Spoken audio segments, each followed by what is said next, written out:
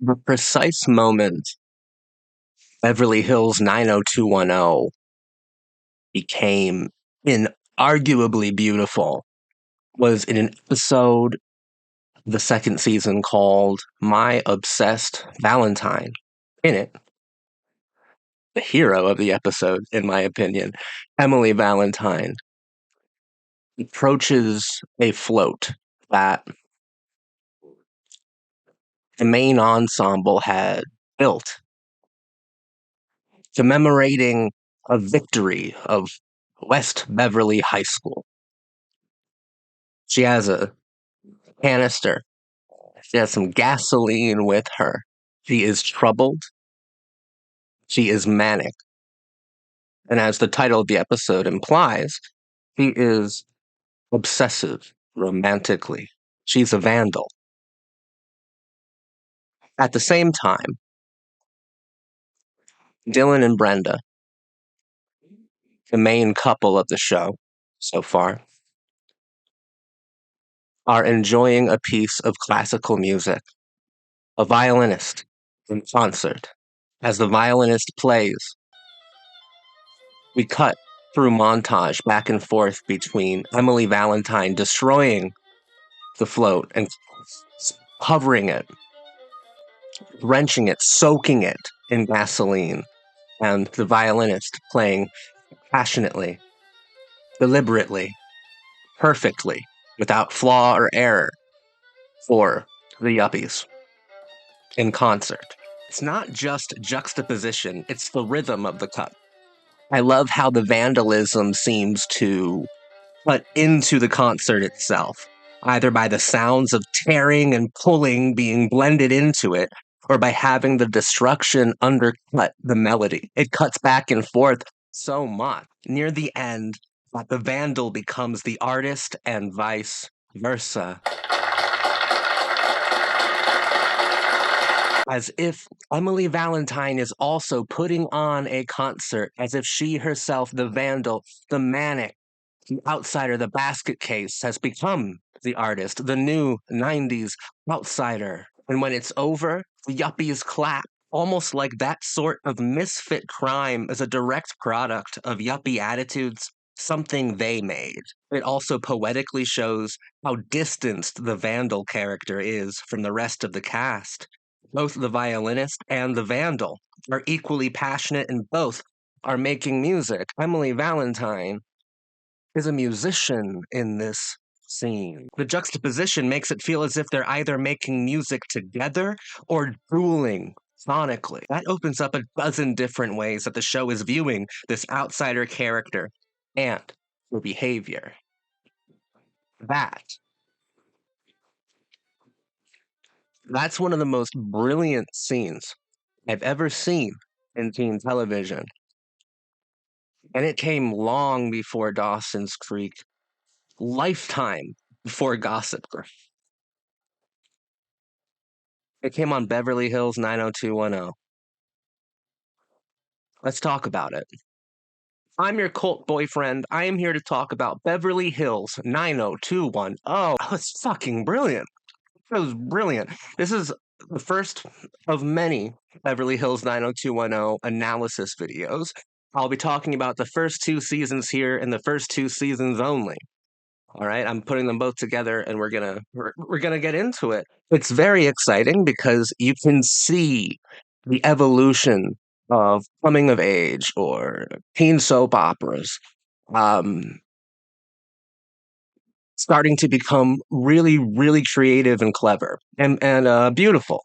At the same time, season one we start off a bit after school special territory, a little in debt to Degrassi Junior High, Degrassi High, those kinds of shows that are also like really important. But the first season is very involved with the melodrama and social messaging of after school specials, which isn't to say I didn't like the first season. I think that Darren Star, the guy who created the show, and also created obviously Melrose Place, a spinoff in Sex and the City and Emily in Paris, he's a TV genius, and I can already tell, um, based on not only the montage with Emily Valentine that I analyzed at the beginning of this video, but even in the first season, it's kind of it's very simplistic, but the way that he is crafting these characters, that's what to pay attention to in the first season. The stories really they're just problems of the week. And you know I don't like problems of the week. And that's how the first season of Beverly Hills 90210 is. But if you pay attention to the way that Darren Star is crafting the characters, we see 80s archetypes turning into 90s ones and what that means in the new 90s context.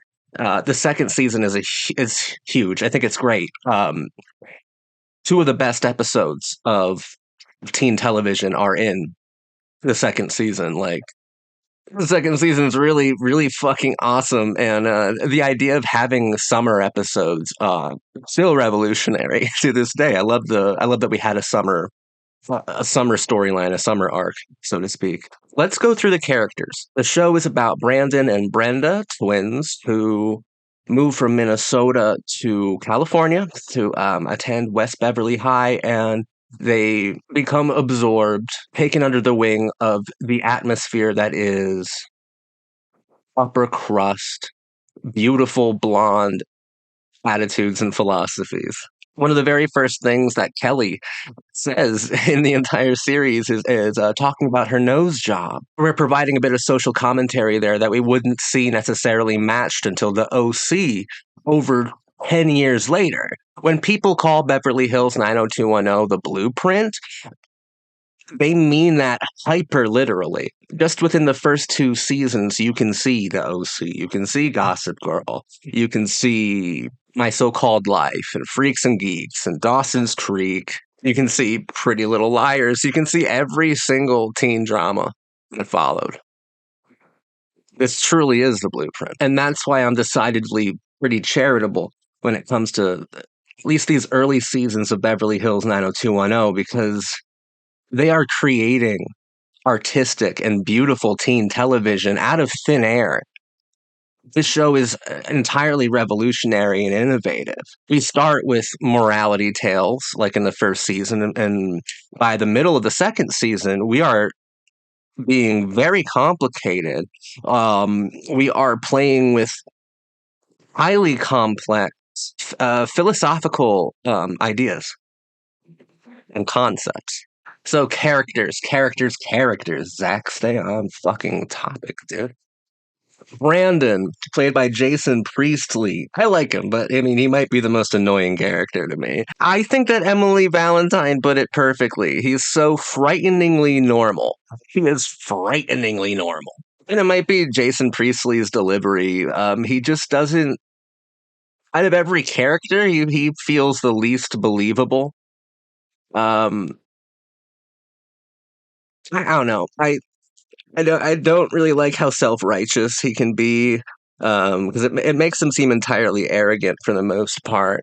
Uh, but you know, I don't hate the character.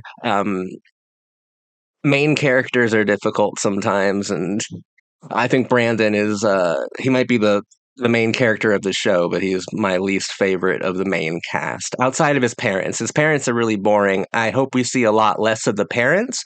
But once again, being charitable here, like that's a criticism, but Beverly Hills 90210 is coming from a place where they really didn't have too much to look back at, you know, to draw inspiration from, apart from actual like John Hughes films and things like that.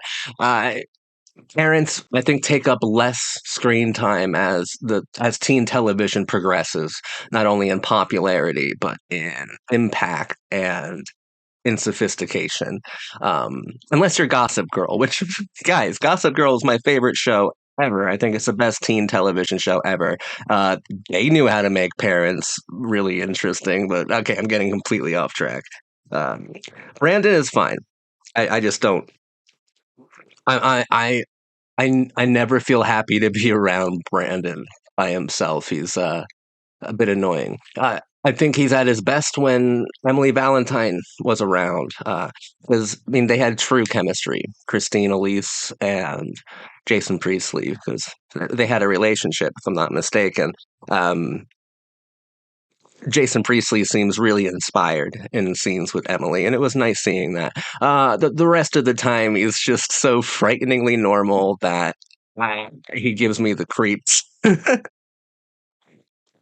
Shannon Doherty as Brenda, though, that's a completely different story. I think she's legendary, and you can tell that she is made of the same stuff as legends from the very first episode. Uh, she completely like captivates the viewer, and I think that she's wonderful as Brenda, and makes Brenda a lot more interesting than I think the script would have you believe. There's a great deal of personality that Shannon Doherty imbibes the character with that I'm really appreciative of. I don't know. I just love Shannon Doherty so much. She's just the best. And this show gets a bit fucking creepy, bit fucking weird. In the first season, there's a whole episode that involves a storyline where Brenda is afraid that she might have breast cancer. And she even has a nightmare where she had died of breast cancer. And she's walking around to different characters and seeing what they're writing about her. And they're all negative or underhanded, or completely mean and selfish. And she's like, what the hell, guys? You guys going to forget me by lunch? And that's Ooh, that kind of goosebumps, right? Considering that Shannon Doherty died from breast cancer in real life just recently, and you can go to Beverly Hills on an episode made 35 years ago and see her act out dying of breast cancer long before she ever had it. It's wild. It's wild. I would love to put together a list of, and it's morbid, and I understand that it is morbid, but of different actors or actresses who actually acted out their own cause of death way before it happened.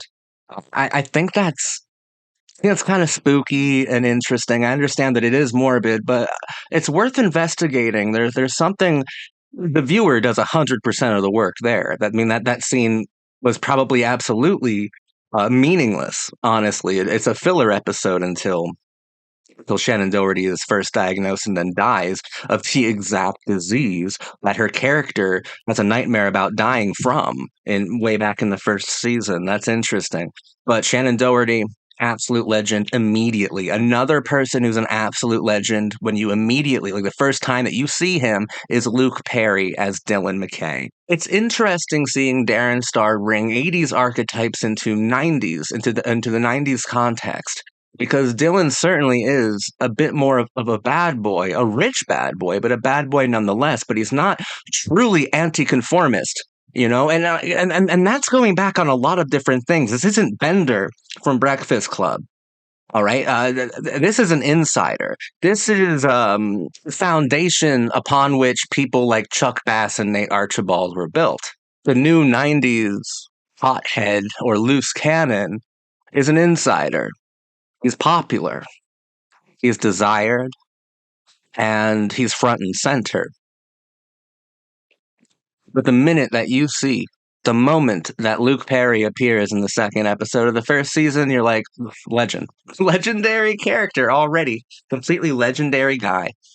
And most of season one and two orbits is completely infatuated with the relationship between Dylan and Brenda, Shannon Doherty and Luke Perry. And that's long before I ever watched this show. I knew about this couple.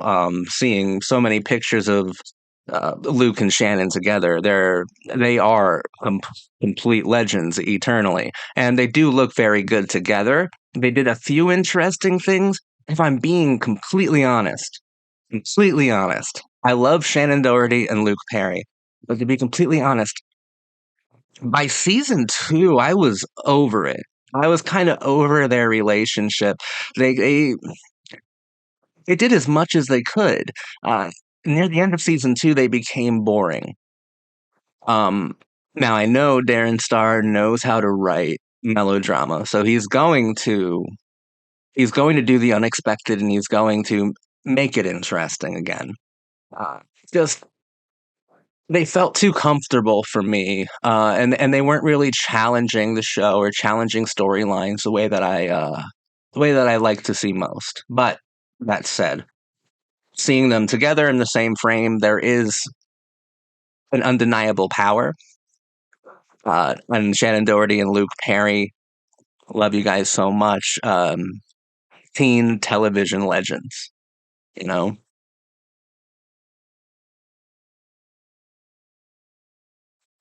We move on to Jenny. Jenny is so sweet, so pretty. Um, well, okay, maybe she's not super sweet. She just seems like soft and delicate, so that's why I called her sweet. She's actually kind of she can be mean. I mean, she's the most popular girl in school. Wouldn't call her like cruel to anyone though, but she is deeply complicated. It's established relatively early on that she's recovering from trauma, from sexual trauma. And there's this kind of cycle of beauty standards in Beverly Hills 90210. Like earlier, when I was talking about one of the first times you ever see the character, she's talking about her nose job. The cycle of beauty standards. I feel there's a large part of Jenny that resists being viewed as an object, but at the same time understands that social currency comes from objectification. There are several times where guys treat her extremely aggressively to the point of assault. So this cycle of beauty standards, she does everything that she can to be the most beautiful and popular girl, and then she's punished for it by the patriarchs of those beauty standards themselves, basically. I think she is really interesting. I really like Kelly. Kelly's a character that does excite me. Donna, played by Tori Spelling, though, she's one of my favorites. I love her. Oh my God. I love her. I love her. I love her. And I love that the character didn't really come to life until there's an episode where Brenda throws like it's a slumber party, but she won't call it one because she's afraid of seeming immature. But she has Jenny, she has Donna, and she has some other girl over who's like really mean to everybody. She also has Andrea, and eventually they're coaxed into playing a game where they're revealing their like darkest secrets, and that's one of the first times that Jenny comes out talking about experiencing brutal, um, dehumanizing sexual assault. And you see such a great and strong interiority within that delicate and soft exterior. Um, which is so poetic. It's like inside of every perfect blonde Californian girl, there is a tidal wave of pain and resentment, justifiably so. But within that scene, Donna, played by Tori Spelling, she didn't really do too much in any of the episodes earlier. She might have like two lines, no characterization.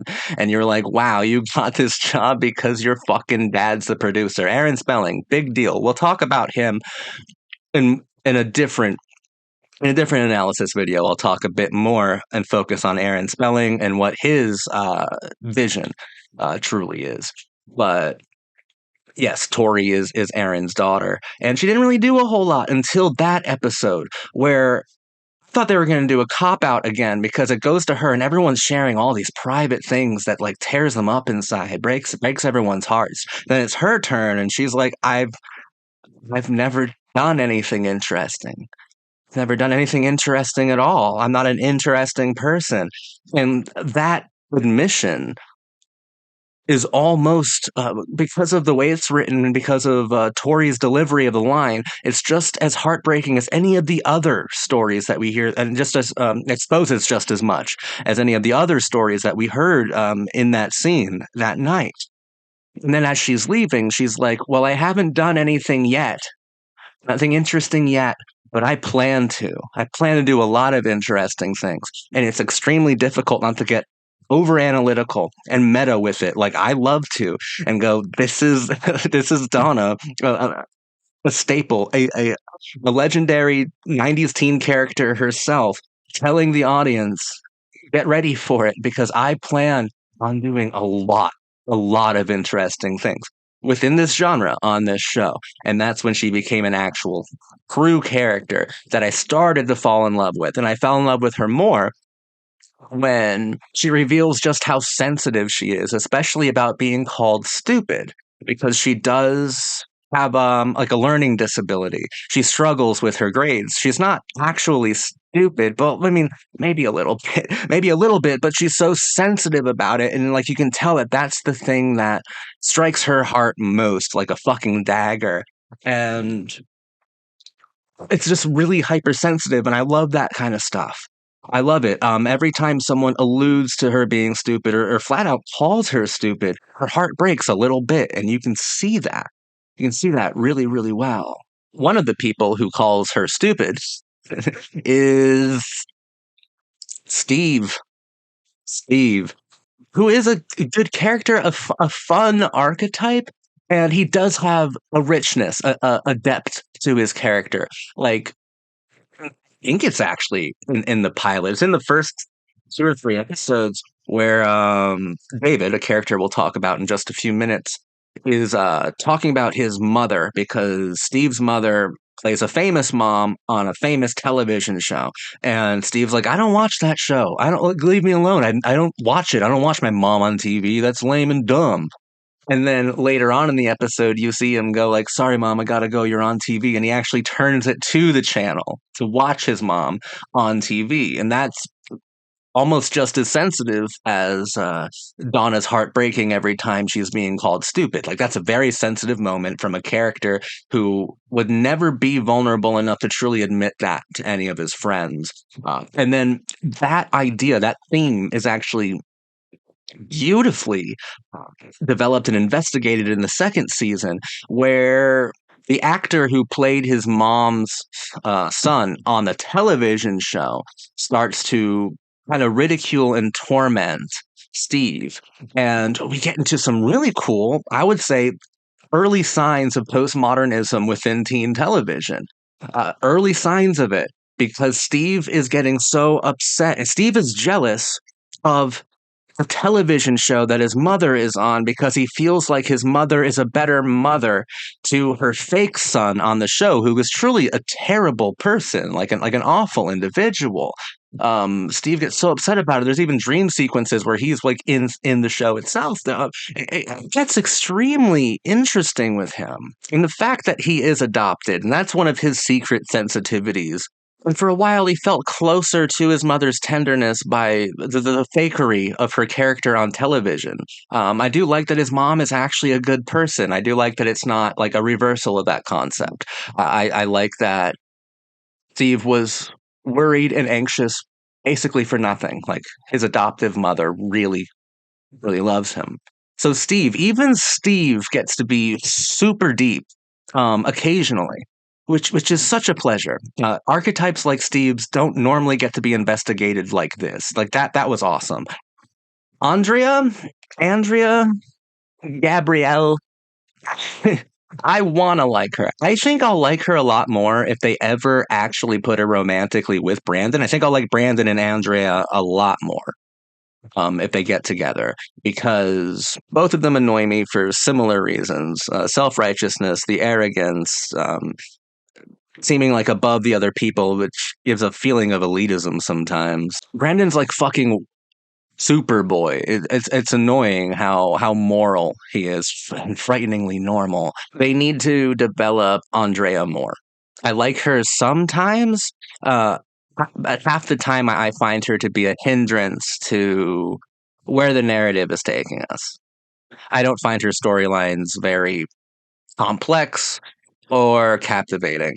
What excites me most about her character is her obvious worship and love of Brandon Walsh, and I'd like to see that come to fruition. That's what I'd like to see with her. Lastly, David Silver. This is going to sound insane.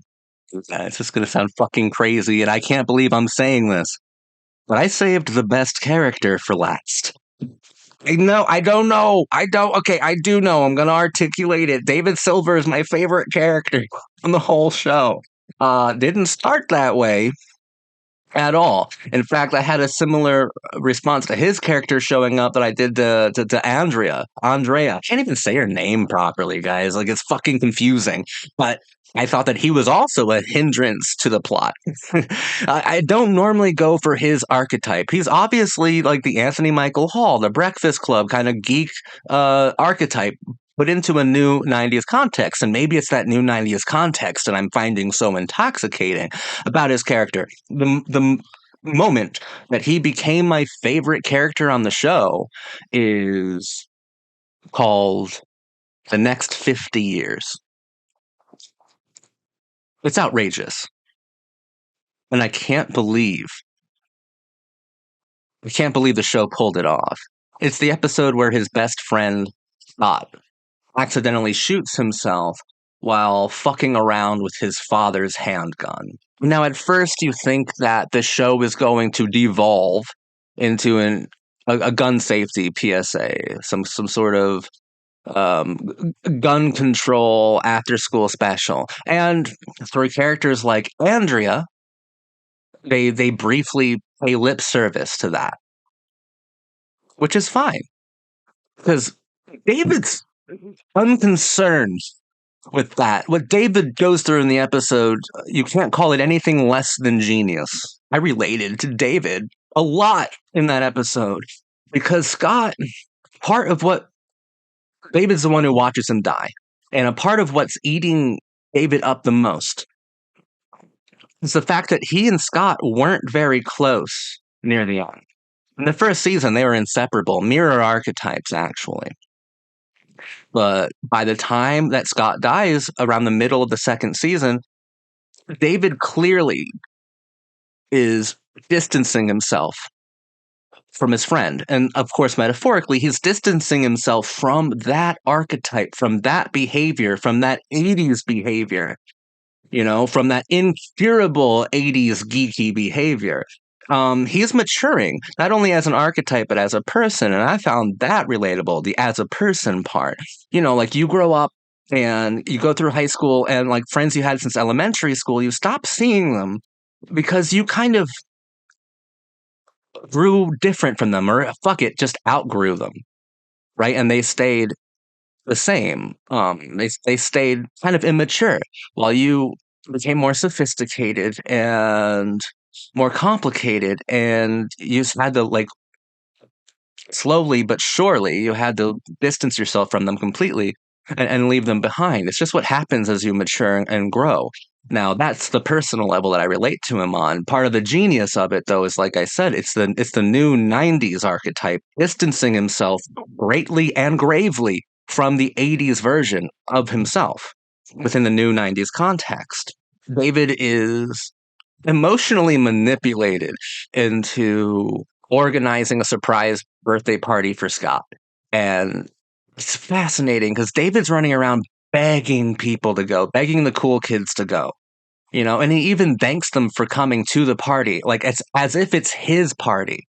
And it almost is. It's almost like a final celebration, a very mournful, ironic, and morbid goodbye to those parts of David that were incurably embarrassing in their totality. And we have these beautiful moments like David going, "This is your birthday present, Scott." All these girls, like you get to dance with the cool kids. Everybody's dancing together, teaching Scott how to dance, and Scott does seem genuinely happy.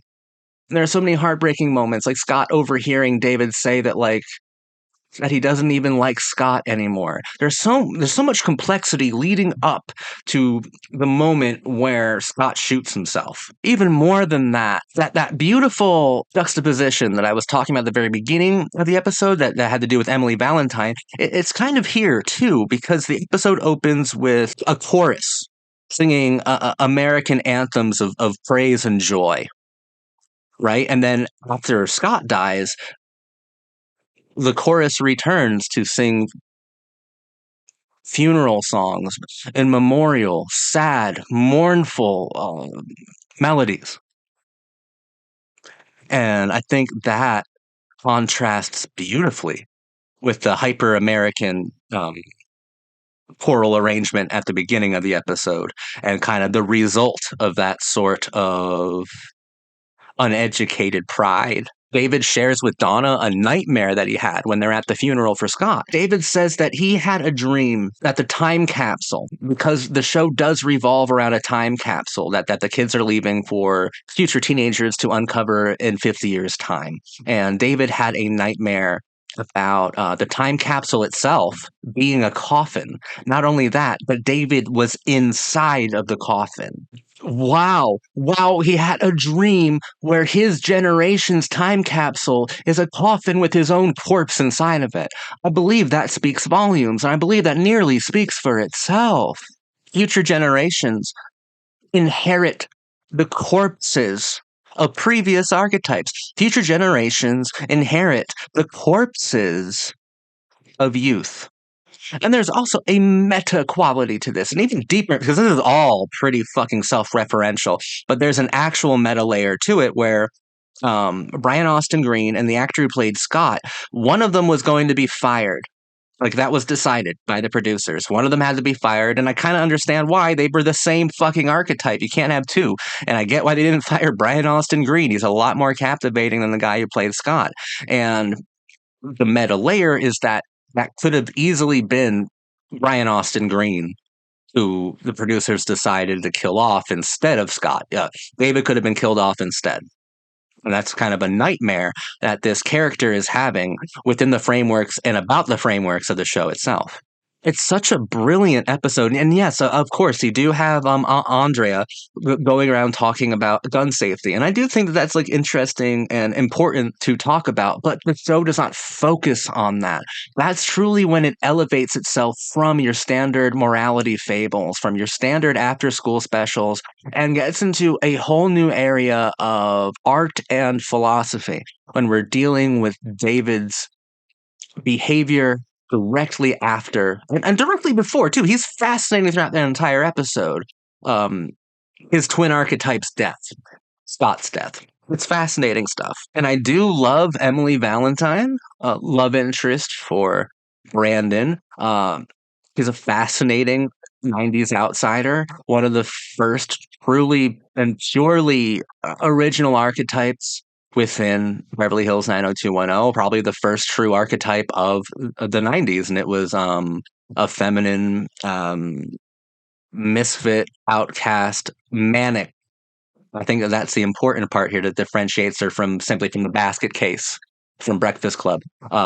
She's entirely manic, and she's largely antagonistic and untrustworthy, but also undeniably captivating, sexy, and fun to interact with. And there's also several elements of her behavior, of her wardrobe, of her hair that are like kind of queer coded as well. She's the outcast, the new '90s outsider in every single way, or the '90s outsider in every single dimension. I love all the facets of her character. Really shocked to see that she's one of the most hated characters on Beverly Hills 90210. I fucking loved her. I don't understand how she's so hated. She was great. She was great. Not too much. It wasn't too much of her. I loved being around her. She was awesome. I'd let her dose me with euphoria anytime. Okay, I'm already halfway to euphoria just by looking at her. She's a stunner. When I first moved here, everyone thought I was a slut. Now, Brandon, you've made me feel like one. Thanks for the memories. But there's a lot to say about lineage within a show like Beverly Hills 90210. You're watching it and you go, that's the high school from Buffy. That's this storyline. That's that storyline. That's a very primitive version of a later archetype, of a later dilemma within a different series 20 years later or 10 years later. There's a lot of lineage and legacy that comes from engaging with Beverly Hills 90210, especially like this late in the game for me. I would not have appreciated it nearly as much if I covered it right after Dawson's Creek or very early on in my teen television studies. And it deserves so much credit and so much love and so much honor. Like, I want to honor this show by these videos. And I'm really benefiting from the fact that I'm watching it after they're covering over a dozen different teen shows, and I'm seeing where all those other teen shows are kind of pulling a lot of their ideas from, or at least the foundation on which all future architecture of the WB is built, right? All future architecture of coming of age film and television that was built upon the architecture of Beverly Hills 90210.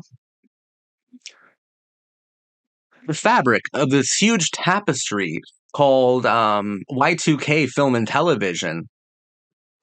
Beverly Hills 90210 was the very first stitch, the very first piece of that.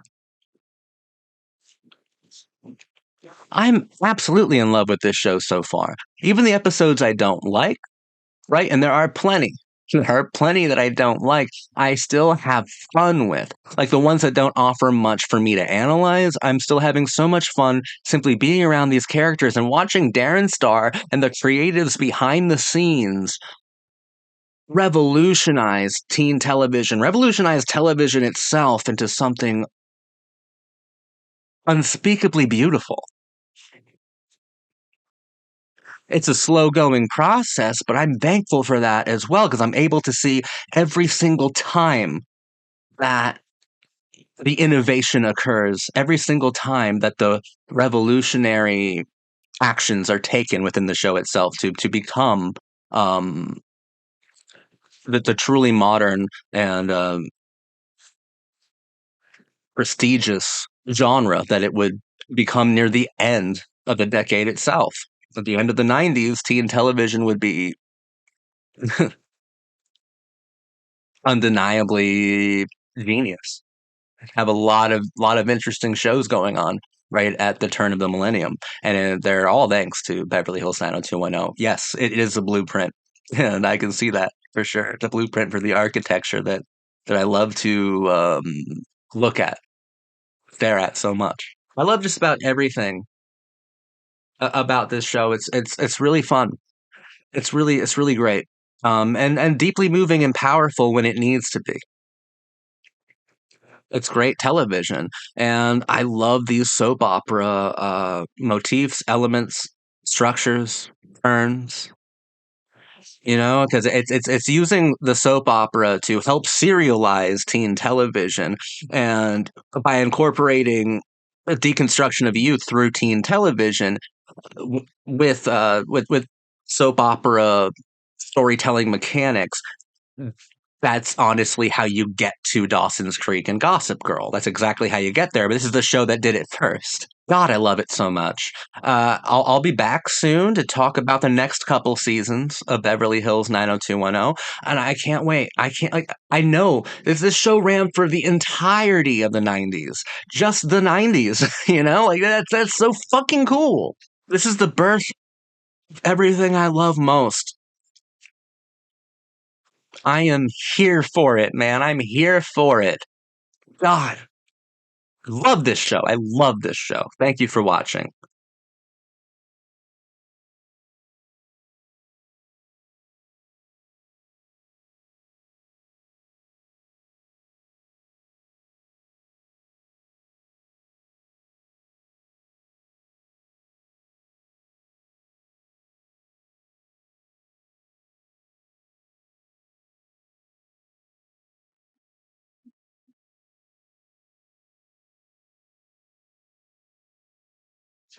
I'm your cult boyfriend. I would love to talk to you about the third season of Beverly Hills 90210. This season felt very special, the end of an era, the end of the high school years. And it might sound strange, but I'm going to start my analysis of the season at the end of the season itself because I think that's the part that is still kind of blowing me away in a pretty big kind of way to the final episode of the season is where the gang graduates. Valedictorian Andrea Martin says, "No one can take this time away from you." And then the scene erupts with applause. What I've been focused on most within analyzing and engaging, interacting with Beverly Hills 90210 is that I'm really fascinated and interested in the legacy of the show. I think that this show And by season 3, I can say it without any question. It's no longer a hypothesis. This is the show that revolutionized teen television, but in a much larger way, coming of age storytelling, which completely led the way to the Y2K era of film and television that I'm completely obsessed with, and I think is the very best era. Beverly Hills 90210 is a revolutionary television show. By the end of season 3, it has properly serialized itself by incorporating soap opera storytelling mechanics into the coming of age dynamics and themes. We're no longer in after school special territory. That was a necessary thing to grow out of. And by the end of season 3, we have. Teen television is no longer Degrassi Junior High or Degrassi High. Teen television now is Beverly Hills 90210, and Beverly Hills 90210 is deeply complicated without ever losing its charm, and it's got buckets of charm. Through the first 3 seasons of Beverly Hills 90210, every other episode, a revolutionary act takes place, either through the archetypes that Darren Star, the creator and showrunner, is developing within our main cast, or through the plot lines themselves, which start off rather primitive. And by season 3, these kinds of storylines are more than cinematic, more than properly realized, but like revolutionarily designed. These are seasons that aired from 1990 to 1993. And thanks to the storytelling mechanics and that are derived from the soap opera format. It's really the soap opera mechanics that revolutionized teen television. We can thank the soap opera for it. And I believe that Darren Star is someone who really appreciates what the soap opera did. Soap operas are probably one of the most interesting and best, and certainly most enduring forms of television art. And by incorporating soap opera storytelling mechanics, I still can't predict a teen show for the most part that's from 1990 to 1993, because a soap opera, any soap opera that's worth a damn, isn't afraid to not only jump the shark, but shoot the shark in the head with a harpoon as it goes over it. Season 3 is the season where I can most clearly see where One Tree Hill and Gossip Girl, at their most heightened, at their most unbelievable, got their inspiration, got the courage, because Beverly Hills 90210 goes the distance, goes the extra distance, goes the soap opera distance. And since Darren Star, I can also say, is a genius of television, there's not a whole lot of Beverly Hills 90210 through these very long seasons that feels bad or even contrived, right? There's campiness, sure, but that campiness, I honestly believe, is self-aware.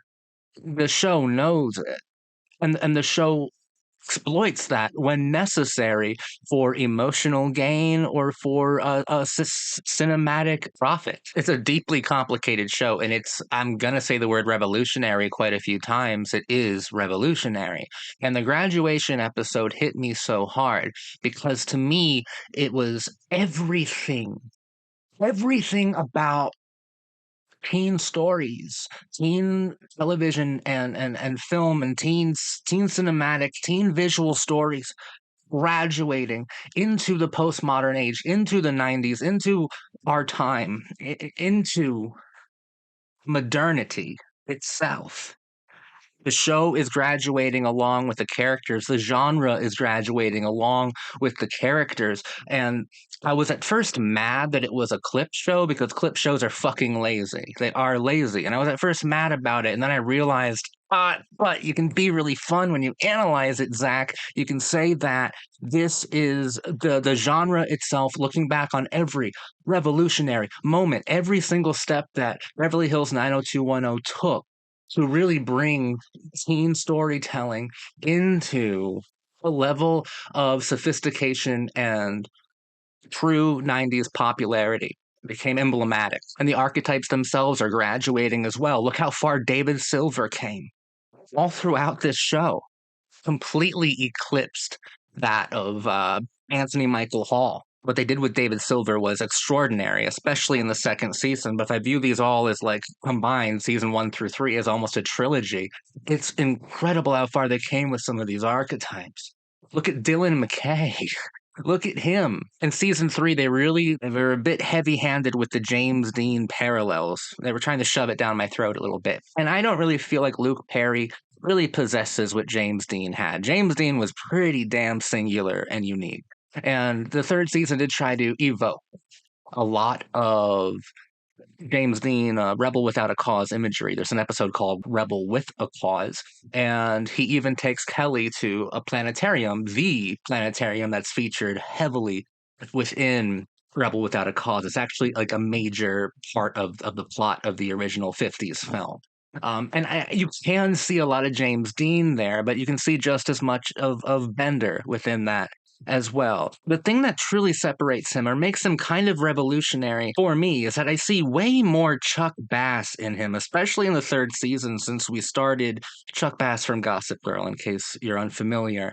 One of my favorite characters of all time.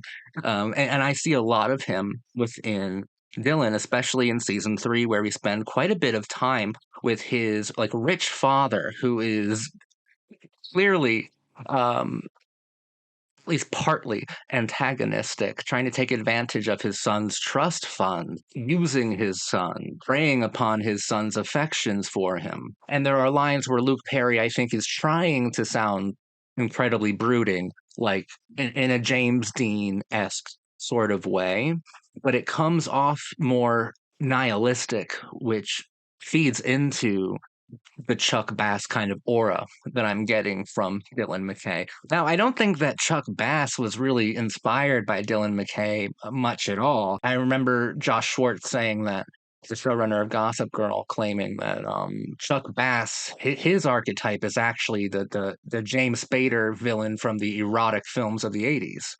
And yeah, you can see a lot more Steph of Pretty in Pink within Chuck Bass than you can Dylan McKay within Chuck Bass. But Dylan McKay, the bad boy, the fact that I'm having to use all of these different like facets of other archetypes, and the fact that I think that Dylan McKay is so magnetic and so well developed and dynamic. I mean, he's a character who I definitely believe changed over time in unexpected ways from season 1 to the end of season 3. The bad boy is a wealthy intellectual. I mean, he's the prince to a gigantic fortune. Beverly Hills 90210 is not afraid to reduce him mentally to a child. I think one of the most touching parts actually does have to do with his father when, like, he can't get to sleep on his father's new yacht. It's absurd. But his father's like, remember what I used to do for you, son? And then he starts singing, Take Me Out to the Ball Game. And Dylan's acting like he hates it at first. And then this is probably the best acting from Luke Perry I've seen so far within the show. He breaks out into the song, and it's such a pleasant moment that reveals so much about the tortured inner child inside Dylan McKay, the beginner's mind. And even when his father dies, Luke Perry is haunted by like a 12 or 13-year-old virgin. Virgin. I'm sure he was a virgin when he was 13, but I think I tried to say version and it came out entirely wrong.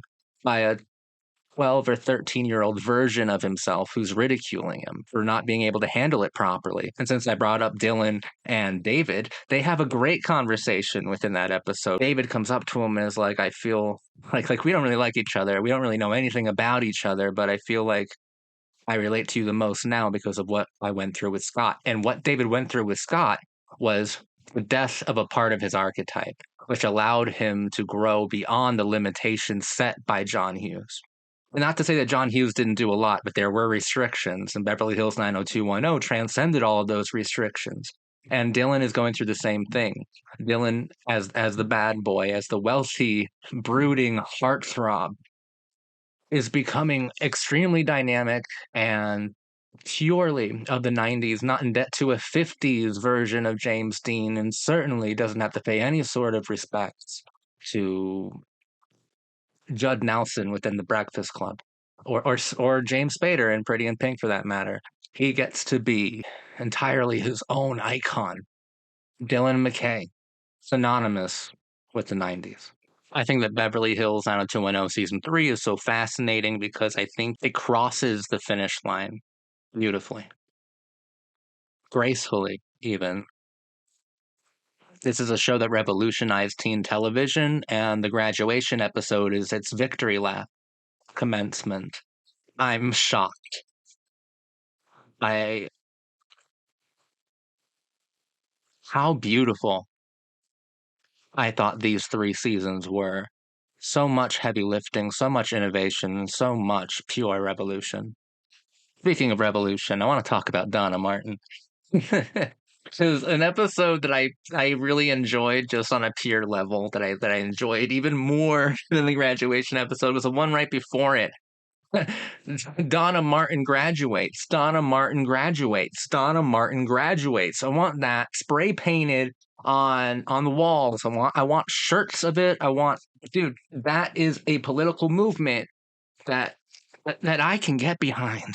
Can get behind that. Donna Martin graduates was so cool. Of course, that's the episode where they're trying to keep her from graduating due to her being drunk at the prom. I don't really think that's necessarily important to analyzing what's going on there. What's fun to engage with is Donna Martin becomes the figurehead for solidarity within the school itself and for rebellion against authority figures, against and another interesting thing when they finally do the vote and they all vote like aye or nay for Donna graduating. This was interesting, right? Every man on the board voted nay, and all the women voted aye.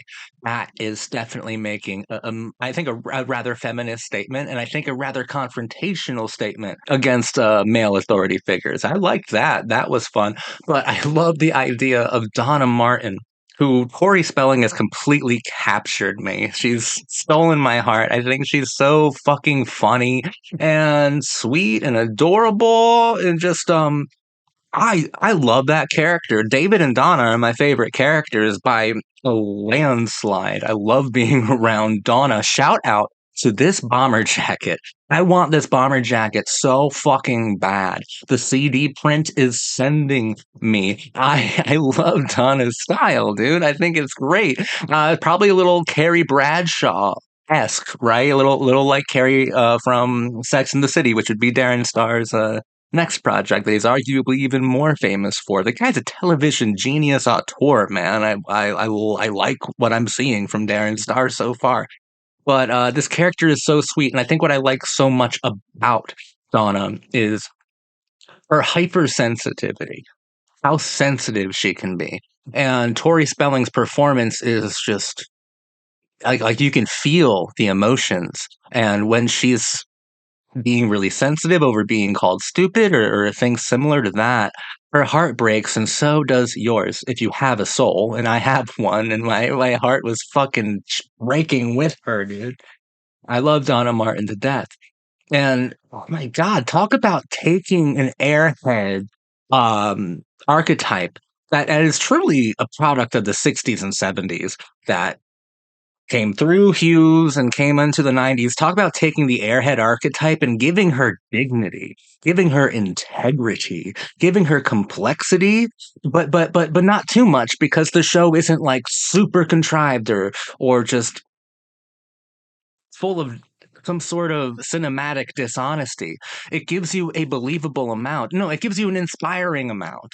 Donna Martin is an archetype that would never have been treated with integrity or dignity before Beverly Hills 90210. And she's not only treated in a dignified manner within the show, without ever losing her comic relief um, responsibilities to the plot that she mostly does serve.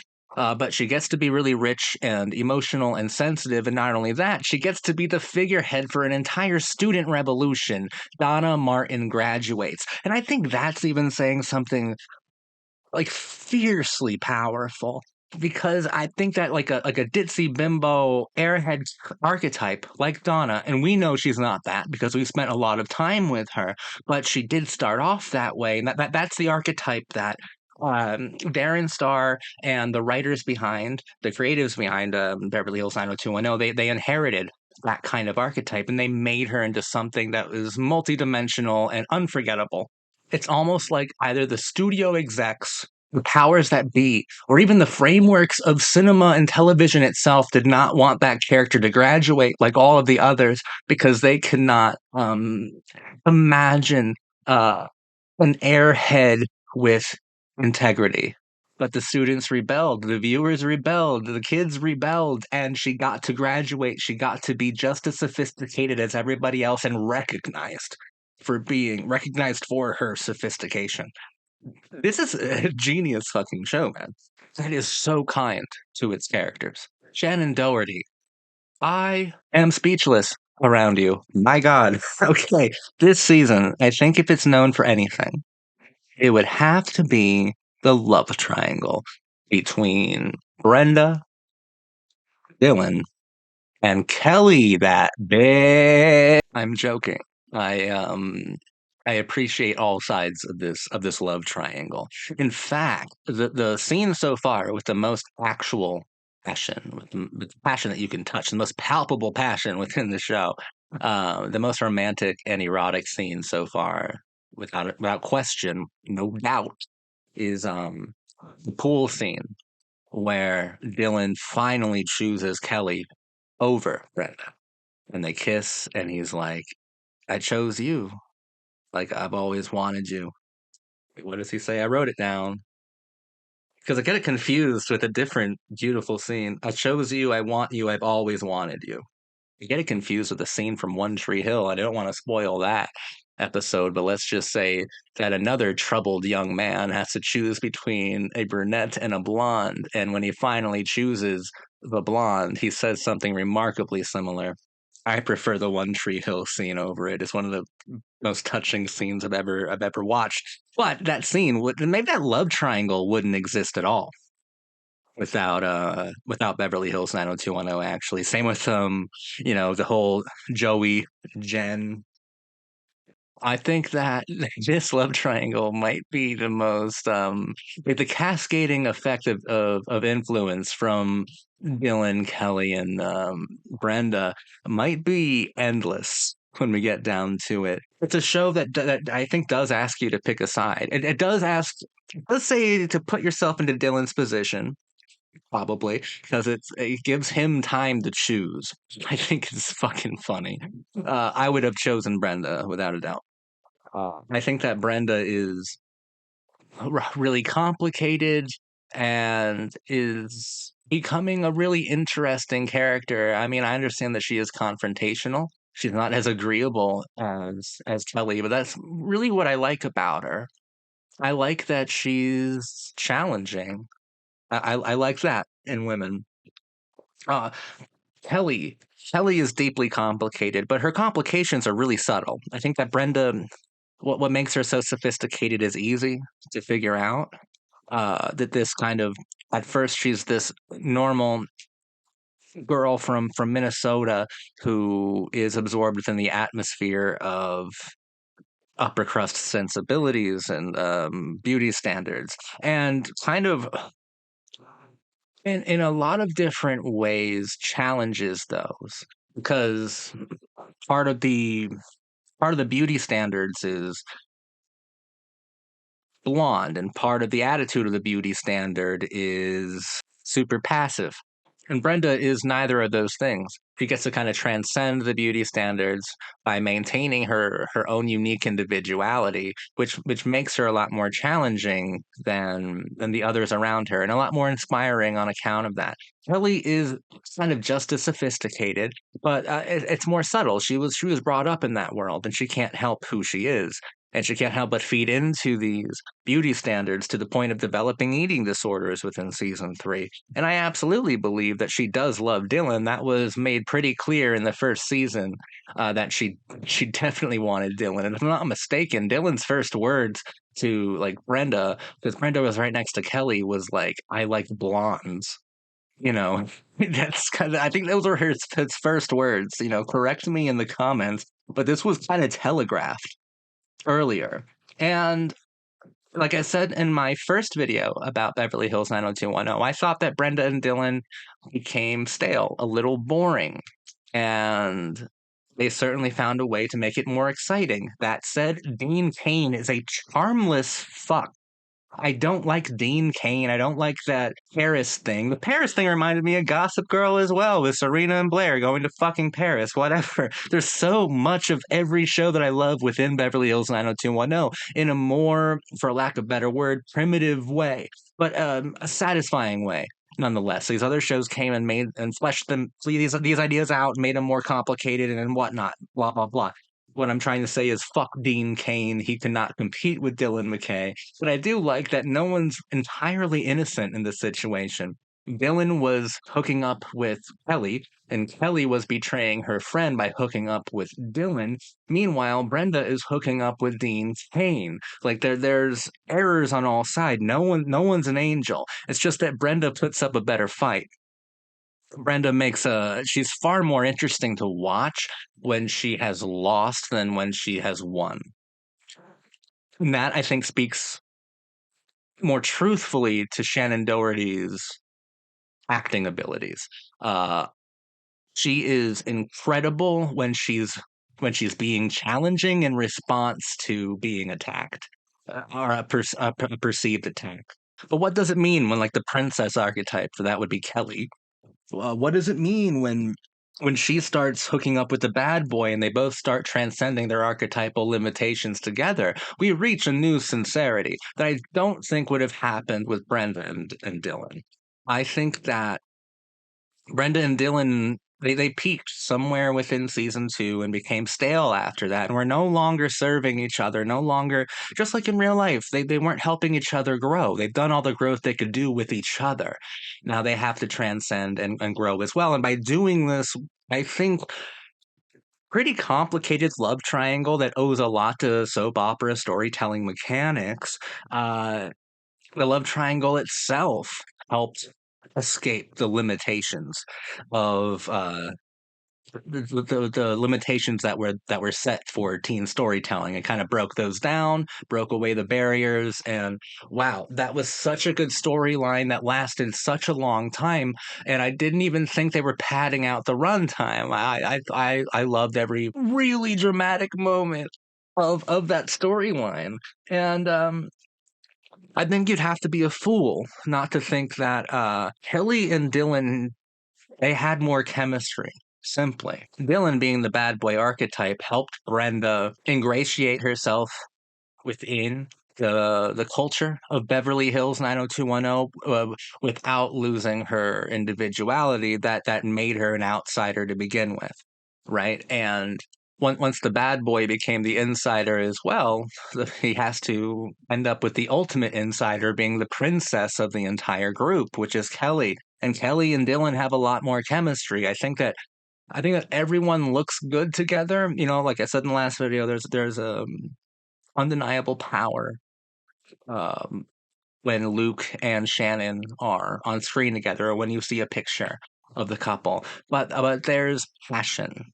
There's there's not just power. There's passion with Jenny Garth and Luke Perry, and yeah, I love that.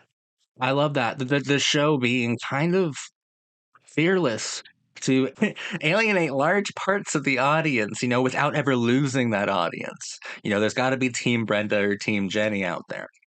And there should be a lot of people who say that Dylan McKay is a fucking moron anyway, just in general. I gotta say, Dylan McKay is a real fuck. But that's fine. Main characters should be disagreeable, and I like that this show doesn't mind having you feel personally betrayed by the beautiful, blonde, delicate princess. Kelly was great, and I like that Kelly and Dylan ended up together. It's the drama that I craved, and I was given. That's awesome. I think Brandon's the same. I don't want to make it sound like I find his character entirely unlikable. There's charm to Brandon. There is. There's just not a lot of depth. He's not very deep. I don't really like him. Wait, I just said he's not unlikable. He's not unlikable. Just I have the same problem with Andrea Zuckerman, but I like Brandon more than Andrea. They're both flops, but they're not remarkably unlikable ones. You know, there's nothing about them that like repulses me. I just don't like their what they've done with them, with their archetypes, with their storylines. They're just not good. Steve has a lot of heart, and I love Steve. Steve is excellent still. I think I like Brandon and Steve together. That's probably why I like Brandon more than Andrea. Brandon and Steve together, that's a good duo. And Steve brings out a lot of really good moments from not only Brandon as a character, but Jason Priestley as an actor. So there is still a lot of charm to Brandon Walsh. It's just they're figuring out how to use him properly. It's just taking longer than the other characters. Andrea Zuckerman, she might just be a failure of a character at this point. I don't like her. Not much to like. We almost got to interesting points where she's tells Steve or Brandon, one of the two, like, I gotta do something I regret soon, or else I'm gonna go mad. Which I'm like, okay, I want a self-destructive, insecure arc from Andrea. I want that, but I didn't get that. I got her dyeing her hair to a slightly different shade. You know, like, whoa, big rebellion. And like, well, they just fucking stop teasing me with the Brandon and Andrea thing. I think I might like the two of them if they were together. They might help each other grow together because they have like similar flaws, and maybe by putting those flaws together, when you put a mirror up to a flaw, the flaw tends to want to behave differently. Uh, Keeps teasing us, and we get closer and closer, but what the fuck, man? It's not like they have a ton of chemistry. There's not enough chemistry to tease me like this. Season 4, they better get together, or else I'm just fucking over that and over Andrea entirely, really. Brandon does say maybe the rich are different. At one point, Dylan hits the road, ends up on some farm somewhere. He says there are too many strings in LA, so he tries to escape the narrative itself, but without the strings, he's not tied to anything and might as well be dead. He's thankful for the plot. He's thankful for the soap opera that he tried to flee from. So he returns to the fold and to the narrative itself. But the graduation, you feel so big, like a big accomplishment happened. Even in like the last few frames of the season finale when they're looking at that sign, like West Beverly class of 93. The 80s archetypes and storylines have finally become 90s ones. They've graduated. Beyond that, I think that teen television absolutely graduated into something to be taken seriously. At least something that you must contend with. It was such a popular series that you couldn't ignore it. The graduation itself represents a lot, something mammoth in its importance. Every archetype graduated by transcending their their definitions and became vastly more interesting and superior. The storylines themselves, like love triangles and just the way that teen television was told. It's no longer a problem of the week. We have purely serialized soap operas here with deeply complex and controversial parts of the storylines. The structure, the plot itself graduated. Television graduated as a whole medium. It's hard not to feel like something very special was accomplished within the first 3 seasons of Beverly Hills 90210. Because something special was. Something revolutionary was. It's one of the most revolutionary things I've ever seen, and I'm so happy that I watched it. I'll be back to talk about seasons 4 and 5 next time. We're going to do 2 seasons in the next video. We're going to college. I want to see how they do college. Usually, a lot of shows trip and stumble around the college years. But I'm curious, can Darren Star pull it off? I guess we'll have to wait and see. But thank you so much for watching this video. I loved the first 3 seasons of Beverly Hills 90210. It was their time. It was its time. And no one can take that away from the class of 93.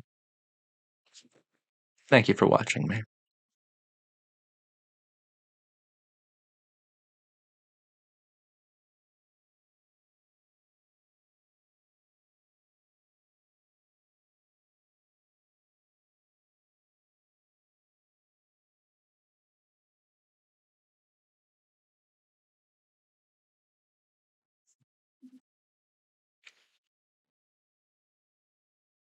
I'm your cult boyfriend, and I'm talking about seasons 4 and 5 of Beverly Hills 90210 today. I loved them. I liked season 4 a lot more than season 5. Season 4 was expertly designed. My God.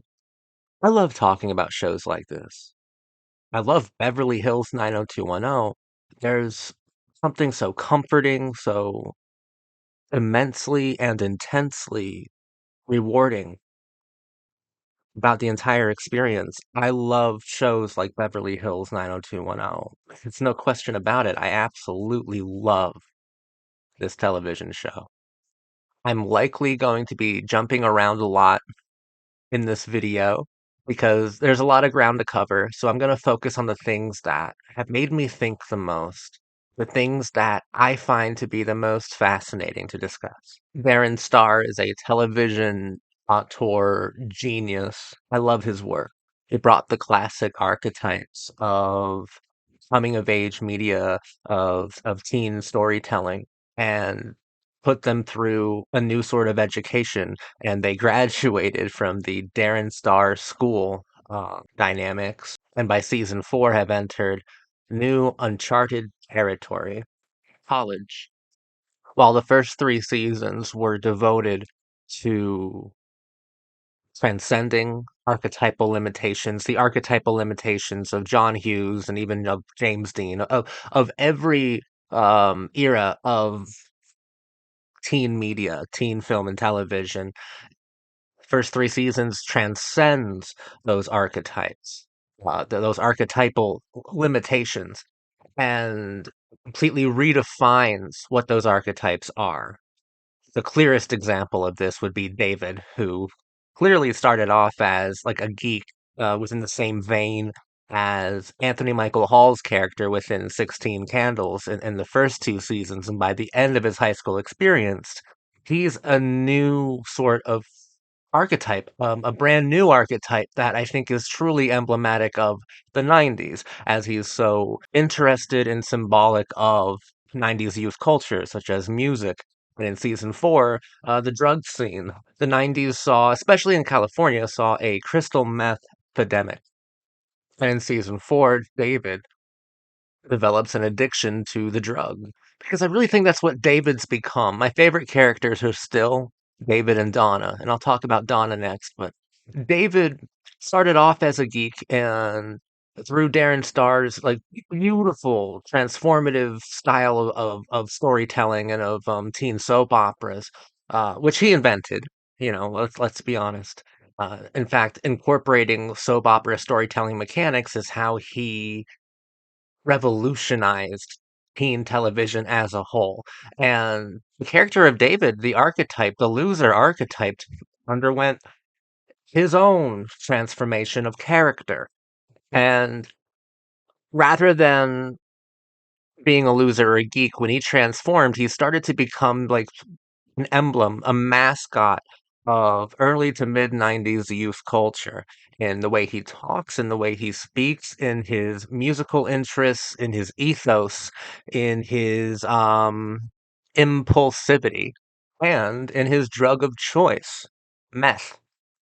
So through David in the fourth season, we're able to investigate and engage with the darker, more desperate, certainly more impulsive um, qualities of 90s youth culture.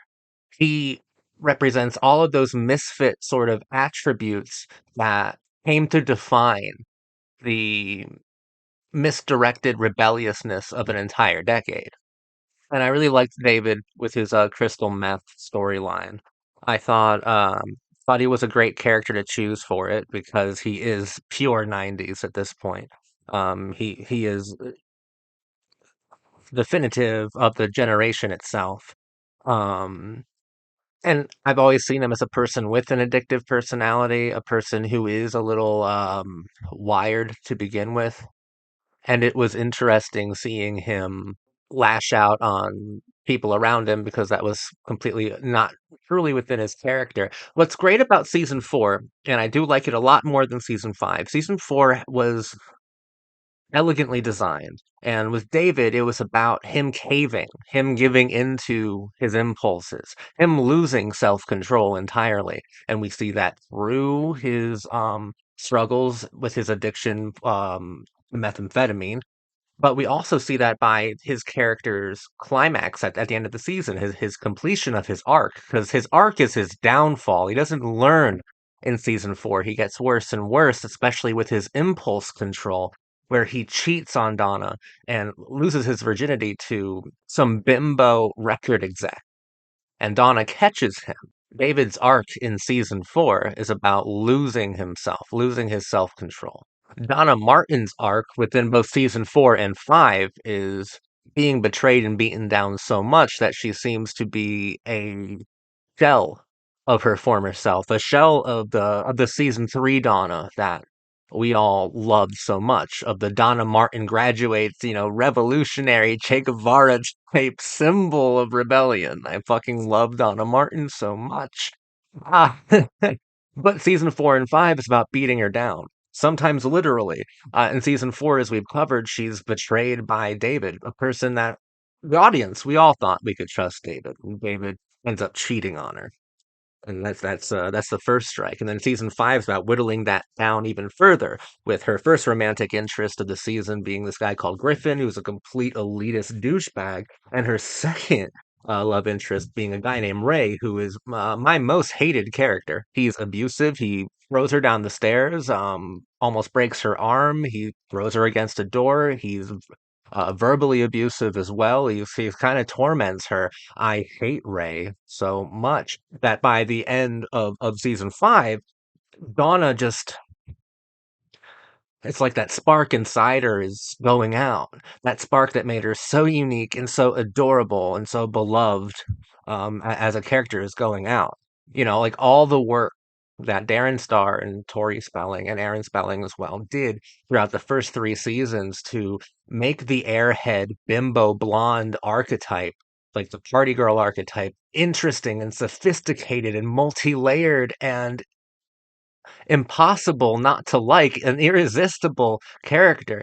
All that work is being punished and abused and challenged in some pretty, I think, horrific ways that I found really interesting philosophically, really interesting cinematically as well. I hate seeing Tori Spelling as Donna Martin losing that insatiable spark within her, but it's happening. And that's strange, right? Is this life imitating art, imitating life? Because I'm going to talk about some behind the scenes drama. I'm probably not as accurate as I could be. There's a lot of different points of view on things that happened. But when she was working on Beverly Hills 90210, she was in an abusive relationship. She was in a terribly abusive relationship, actually, that allegedly tore Shannon Doherty's and Tori Spelling their friendship apart. And I think according to Tori Spelling's memoir, Luke Perry almost fought this abusive boyfriend. And now in season five, Donna is going through something which I would call pretty similar to her real life situation, which kind of makes the scenes even have even more gravity to them, even more power. Even if it's a morbid power, there's more power to these scenes. Tori Spelling is doing incredibly well. I think I'm developing a crush on Tori Spelling, and I'm here for it. I love that for me. She's so good. She is so good. Donna Martin, she's the kind of character that you want to reach out and comfort because she's our comfort character. She became the show's comfort character. And through seasons 4 and 5, she is losing that charming optimism that she possessed in the first 3 seasons. I'm not saying that as a criticism. I'm saying that it's something that is so sad and heartbreaking. And it works so well because Donna Martin is the last person I ever want to see cry or be threatened by some fucking piece of shit, kind of ugly construction worker who can barely play the guitar, who sounds like he has glass in his fucking throat. I hate this guy. He looks stupid and he's an idiot. He's untalented. If you haven't noticed, I have a severe hatred for the character of Ray. Actor does fine. This is not an attack on the actor. Fuck the character. I'm not supposed to like the character. I think I'm engaging. I'm reacting the way I'm supposed to. Fuck Ray. Rotten hell, Ray. You fuck. Fucking hate you. Don't ever touch Donna Martin again. Something that finally dawned on me around season 5 when everyone else was like fucking each other, like all teen dramas become pretty incestuous. I think that is it was Abby Morgan, one of the best teen drama characters ever from Dawson's Creek, actually remarking on that within the frameworks of the show itself. She's like, you all have this weird incestuous thing going on. That's inevitable. It happens within every teen drama. We put these archetypes within different dynamics sexually with other characters, and we watch the fireworks because sometimes those different dynamics, however unexpected they may be or unwelcome they may be, can be very interesting. So I get it, but at the time when everyone's sleeping with each other and swapping beds, basically, Donna is still a virgin, and I'm like, wow, the boss's daughter, Aaron Spelling's daughter, is the only one who who hasn't whose character hasn't had sex on the show, who's portrayed kind of virginal in a couple pretty noticeable degrees. I thought that was interesting. We're gonna have to talk a lot more about Aaron Spelling in the next video. So strap in for that. We're going to talk about Aaron Spelling's vision of television. He's a monumental figure, and I'm looking forward to going into him. But the reason we're going to have to talk about Aaron Spelling a lot more in our next video analysis is because seasons 4 and 5, those are the last ones where Darren Star was present. Season 5 was the last season he was creatively involved with, according to my research. Even, and I think it's pretty obvious too. And I believe Aaron Spelling was pretty pissed off that Darren Star left the show halfway through, and season 6, the opening credits, the opening of season 6 no longer says created by Darren Star at the end of it. Aaron took that shit off. Basically erasing Darren Star's name from the project in a way that I think is befitting of Aaron Spelling's behavior. I can't wait to talk about Aaron Spelling in the next video. We're gonna figure out what that was. Darren Star's vision was, I think, entirely revolutionary, and I think that Darren Star accomplished way more than he set out to do within these first 5 seasons of Beverly Hills 90210. He completely revolutionized not only teen storytelling, but television as an entire medium or art form. He did hell of a fucking lot. One of the most important figures in television, and easily one of the 5 most important creative figures within teen drama. Season 4 is the last time that I get to be around Shannon Doherty, who has been, I think, just delightful and wonderful this entire time. She left the show after season 4 due to drama behind the scenes. She had difficulties getting along with a lot of people, things like that. I'm not going to go into that part of it. even though that's pretty juicy. And Shannon Doherty shines most in season four, just like she shined most within season three, in the scenes where she is confrontational, in the scenes where she's being attacked, so she's responding in an aggressive way. She's a pretty intimidating figure. Like Brenda Walsh was fierce. I loved her. I loved her, and you do feel her absence in season five. I miss Brenda Walsh. I miss her a lot. I like Brenda Walsh, a legendary teen character. Seasons four and five also have wonderful antagonists. In season four, we get Paul Johansson as John Sears, an excellent villain. Paul Johansson is probably the ultimate teen drama villain actor. You know, John Sears walks so that Dan Scott could fucking run. All right. He was amazing.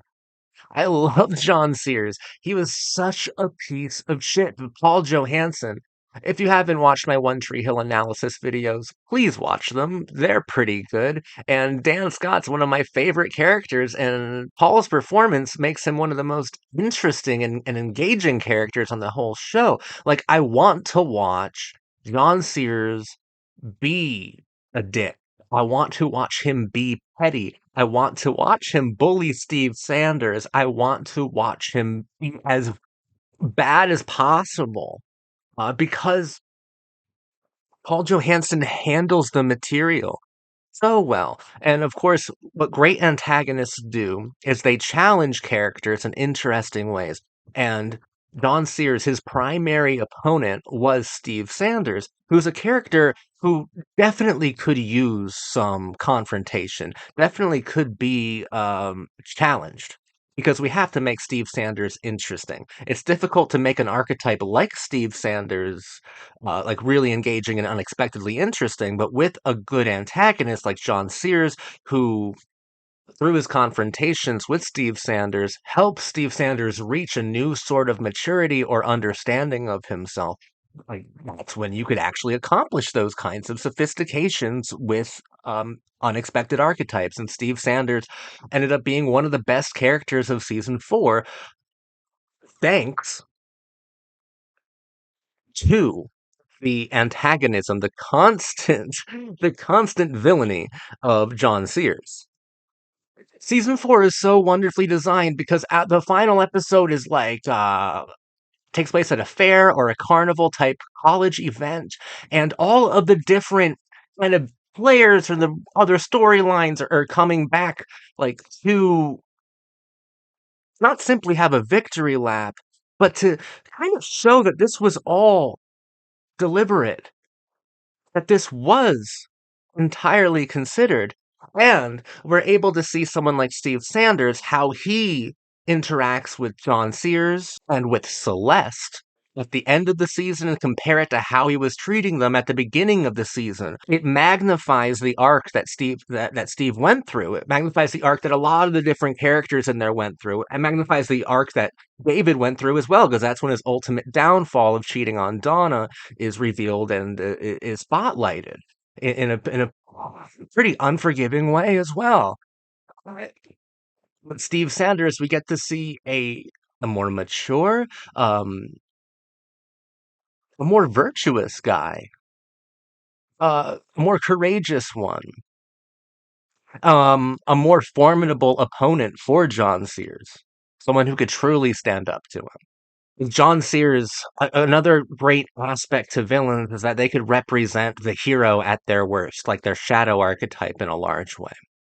And John Sears absolutely could have been what Steve Sanders would become if he continued on his like kind of douchebag pussy obsessed like philosophy. But thanks to a villain like John Sears, Steve Sanders was forced to mature, was forced to redefine machismo masculinity into something that is empathetic, that is sympathetic, that is fun to root for. I like rooting for Steve. And John Sears, lovely character. Paul Johansson, you're a fucking legend, man. Like, you are in the Hall of Fame. You know, oh my God, easily. Dan Scott and John Sears. He knew how to portray villains, and John Sears was a great one. Season 5, we also have a very good new villain who actually is added to the principal characters. She gets to be in the opening. Valerie, played by Tiffany Amber Thiessen. Whoa, whoa. I didn't know she was on this show, by the way. I have no fucking clue. I thought that that honestly all she had for her largest claim to fame was Saved by the Bell. I didn't know that she was also on half of Beverly Hills 90210. That was a shock to me, but a pleasant surprise. Uh, Regardless, I loved her. They went a little too ridiculous with her character a couple times. She is pure soap opera vixen, soap opera femme fatale, which is faithful to the show's frameworks because this is a teen television show that incorporates soap opera storytelling mechanics, and she is almost 100% soap opera. She's great. Really, really, really, really, really, really, really, really attractive. Oh man. But it's interesting because it begs the question, right? Because Shannon Doherty had left, and it feels like Tiffany Amber Thiessen was meant to be a replacement. So they replace Brenda Walsh's character with someone who I think has the opposite qualities, right? Like Valerie is a deceitful seductress who, like, along with Dylan McKay, goes on actual like undercover capers in in Central and South America. What? Like international fucking like super spy stuff. What? And then she comes into a ton of money because of that and becomes some sort of big mogul. Like they went crazy with her character. Um, I like her. I like her villainy most. Once again, when it comes to who she's challenging, she didn't bring anything interesting out, and she fucking challenged everybody. And this is fun. This is fun writing, right? Because you're like, well, who can this new villain, this new antagonist, like, who can we like square her off against? Who can we have her face off for the most interesting things?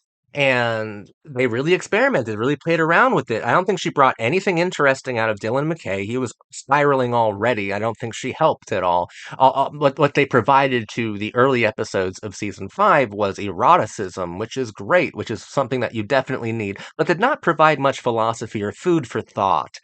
She didn't challenge Steve in any way, in any interesting way. Like she humiliated and emasculated him. It's not that interesting. We've kind of seen that done before. The characters who she was most interesting around, I think, were Ray and Donna. Challenging Donna in interesting ways, challenging uh, David and another newcomer, Claire, in interesting ways. So, like that was where I liked her the most, where she was secretly sleeping with Ray while being two-faced and kind of making Donna look like a fool. At the same time, David and Claire both know about it, and Valerie knows. There are a lot of cool dynamics there. Like that's a complex, melodramatic situation that's really, really fun to watch develop, especially in the final episode of the season, where Donna's like, "Do you think I'm stupid? Like, I know something happened with you and Ray. I know that. I'm not an idiot. Just because I don't say anything doesn't mean I don't know." Which reminds me, like a dagger in the chest of like, don't ever call Donna Martin stupid because she's not actually dumb. People always think that she's stupid. And if you remember the earlier seasons of Beverly Hills 90210, every time she was called stupid, it was like a dagger in her heart. And through Spelling's performance, you can see how much that affected her. She's uh, highly sensitive to people thinking and people actually calling her stupid. To me, that was almost worse. Like that, like, you know what I mean? Like that, because in that confrontation with Valerie, Donna's like, "You slept with my man. That's one thing. But you think I'm too dumb to pick up on it? You think I'm too dumb to figure that out for myself? I'm not." It's almost like Valerie making her look like a fool was worse than the unfaithfulness, the the affair itself. Like it's really cool. It's really fucking cool. And the whole reason they're having that conversation is because Valerie saw Ray push Donna down a flight of stairs and almost break her arm. And oh my god, and Donna doesn't want to fucking tell anybody because Donna's a shell of herself now. She has no reason to believe in anything, especially not romantic love. And through season 5, David is certainly learning and coming to terms with the fact that he is helplessly devoted to Donna. You fucked that one up, David. I love you. You're my boy, but holy fuck. Donna Martin? David Silver's a real fucking idiot sometimes, dude. Yay. God. But Valerie is a good villain. She's fun because, as I've talked about before, a lot of these characters are like kind of primitive versions of archetypes we would see later on. I absolutely feel that Dylan McKay is like the poster child for the poor little rich boy, the poor little rich boy archetype that we'd see done time and time again in the future, in the very close future, right? The very near future, like Tristan Dugrey from Gilmore Girls and Chuck Bass or Nate Archibald from Gossip Girl, I think owe a lot to Dylan McKay. And a character like Valerie, I feel like this is a primitive version, a very early version of a character like Rachel Gatina from One Tree Hill. I think they serve probably mirrored purposes, like basically the same exact function. They operate the same way within the narrative. All right. I think Rachel's a better character, but that's because I spent a lot more time with her. Maybe I'll actually like Valerie even more as the show progresses. Um, I just think that what they were able to do with Rachel on One Tree Hill was really unique, and pretty cool. But she's like an early version of that. And speaking of things done over and over and over again, let's talk about that for a second because Dylan McKay in season 5 finds himself practicing um, spirituality, getting really interested in reincarnation, actually. He even tells Brandon in the very last episode of the season, well, if you can't figure it out now, don't worry about it. We've got many, many, many more lifetimes to do that. And he has dreams about like his past, like a past self, a past version. Let's play along. Let's be true to my analytical style. A past version of his archetype, or even then, like his soulmate was Kelly. That is really interesting because it's like those two archetypes are drawn to each other.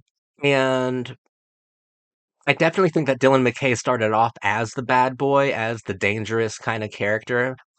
He became like the poor little rich boy kind of guy.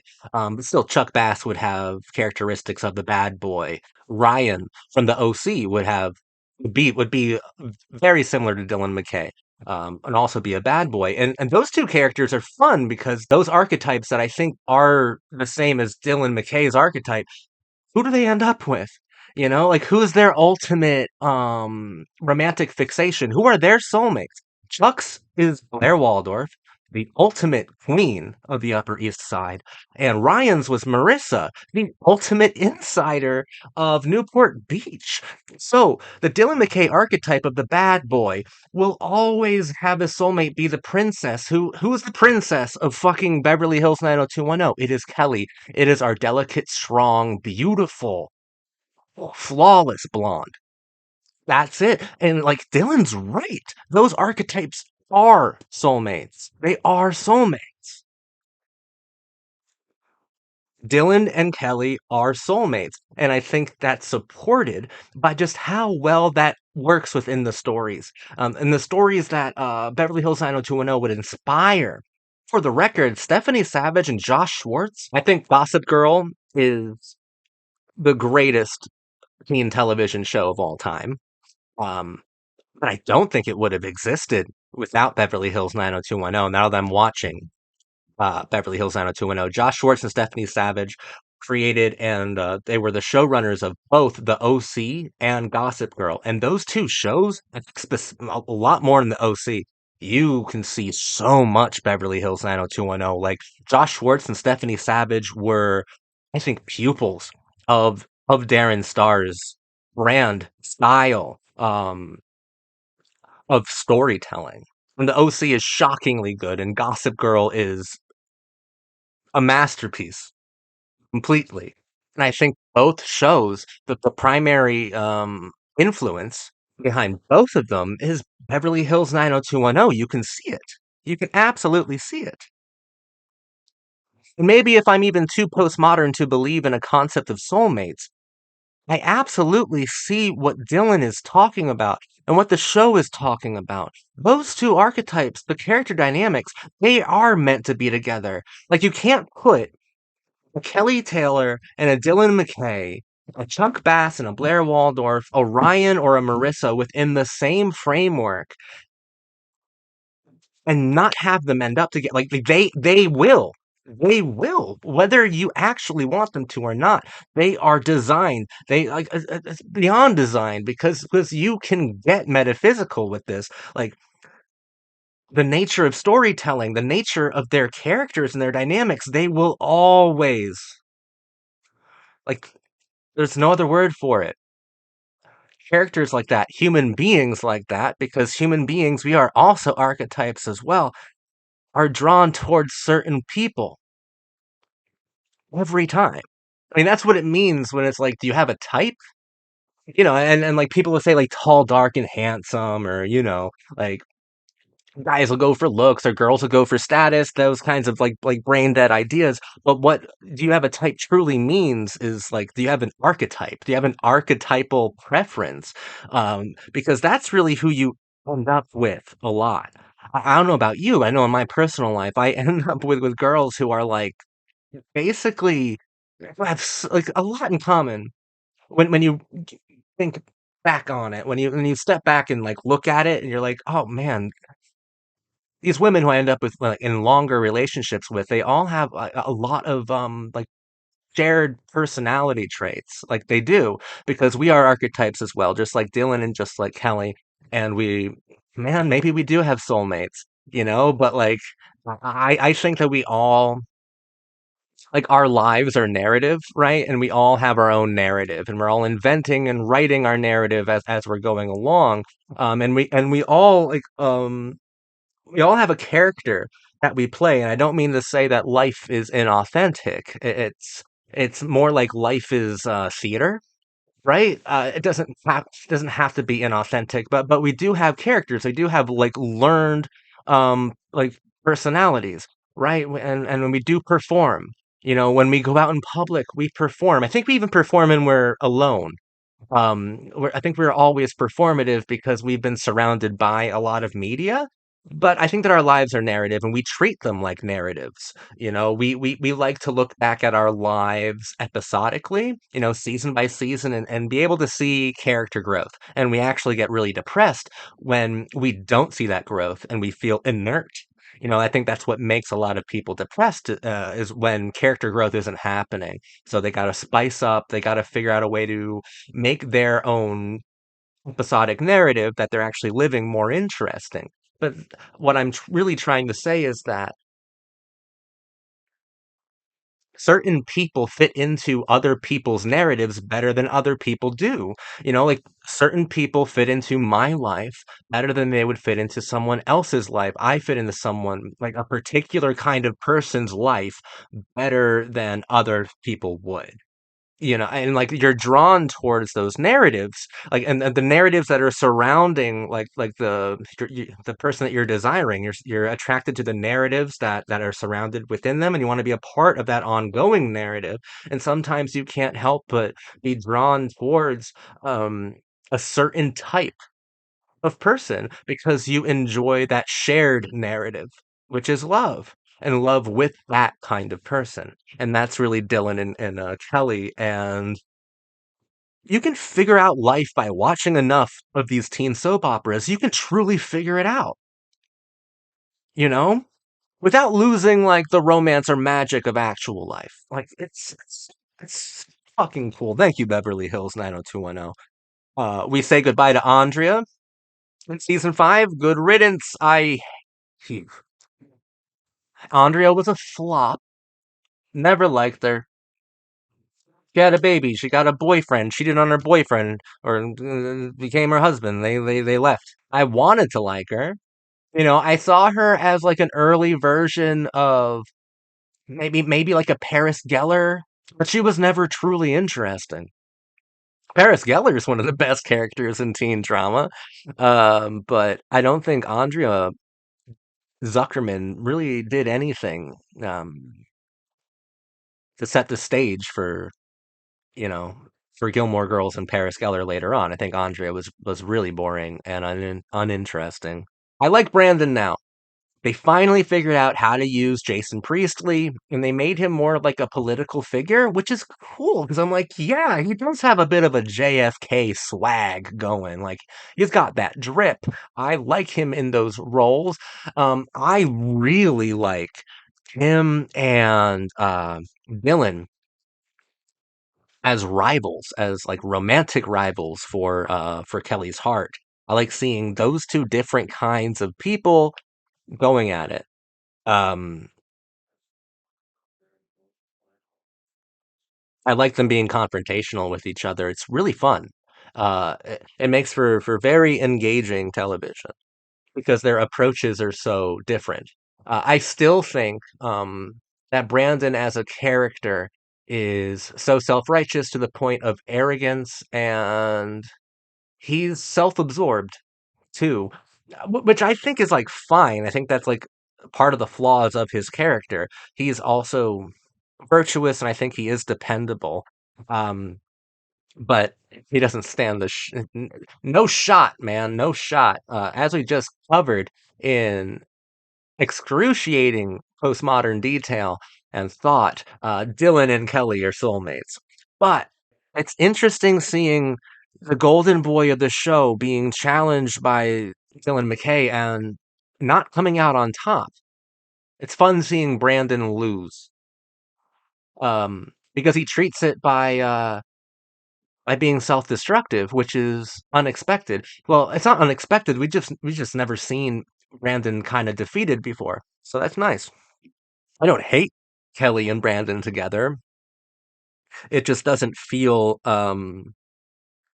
genuine, and it's certainly not as powerful as Dylan and Kelly together.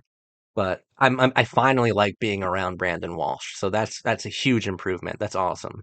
That's great. Emily Valentine showed up for 2 episodes in each season. I love Emily Valentine. She's great. Brandon actually cheats on Kelly with Emily Valentine, where he makes out with her. What was up with Emily Valentine's weird, Louise Brooks Pandora's box hair in season 5? I thought she was a stunner in season 4, and of course in season 2, but season 5, what the fuck was that? That was weird. That was a weird look.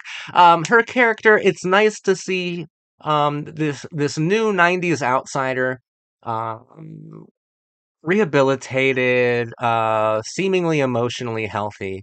Um, I liked her. We didn't. She wasn't around long enough to do extremely interesting things, but I thought she was one of the most interesting parts of the show's second season. So I loved seeing her appear in seasons 4 and 5. I love Emily Valentine. Um, she's just delightful to me. Claire is a character that needs a bit more work. I think Kathleen Robertson is gorgeous, and I thought she was really cool at the end of season 4, right? Where she was this like young, almost antagonist, wannabe seductress in a lot of ways. And I feel like they dropped that entirely because Tiffany Amber Thiessen's Valerie was going to be occupying that position within the show moving forward. And they forgot to give Claire personality. I mean, she's got she's got attitude, she's cool. I don't hate her. It's just she's not remarkably interesting. They need to do some work with her to make her more interesting because I think she has a lot of potential. I think she can be great, and she was really captivating at the end of season 4, but by the time of season 5, where she was around in virtually every single episode, she was And they paired her with David, which I don't like that couple. That's a boring couple. I don't know what they're doing.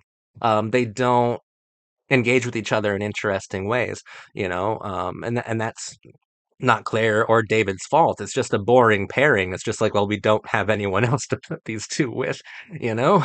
We'll just put them together, I guess, even though there's no true chemistry there.